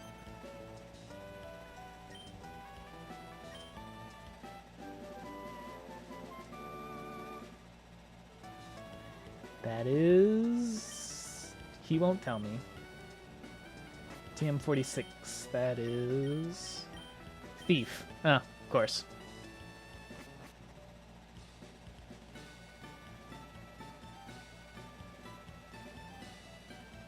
Oops, I went the wrong direction.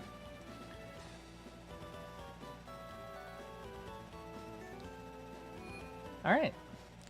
Gonna heal up, and then I'm gonna end it here because we've got Kiara's Takotori panel.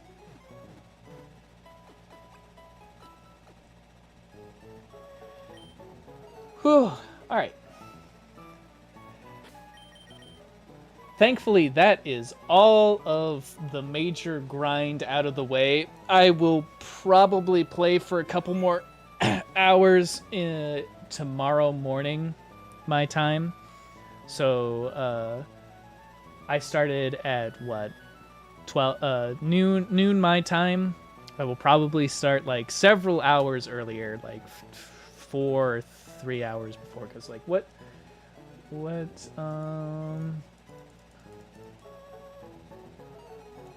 take a look. Tunic tomorrow is at 9. Oof. That one's gonna be tough. I might do it after Tunic, but I don't know how long she's going to go. But yeah, I'll be flexible. If I can wake up early, I might do like 2 or 3 hours before Tunic. If not, I'll do it after Tunic. Alright. Otherwise, thank you guys for showing up and giving me advice. That was very helpful. And I will probably see you guys tomorrow.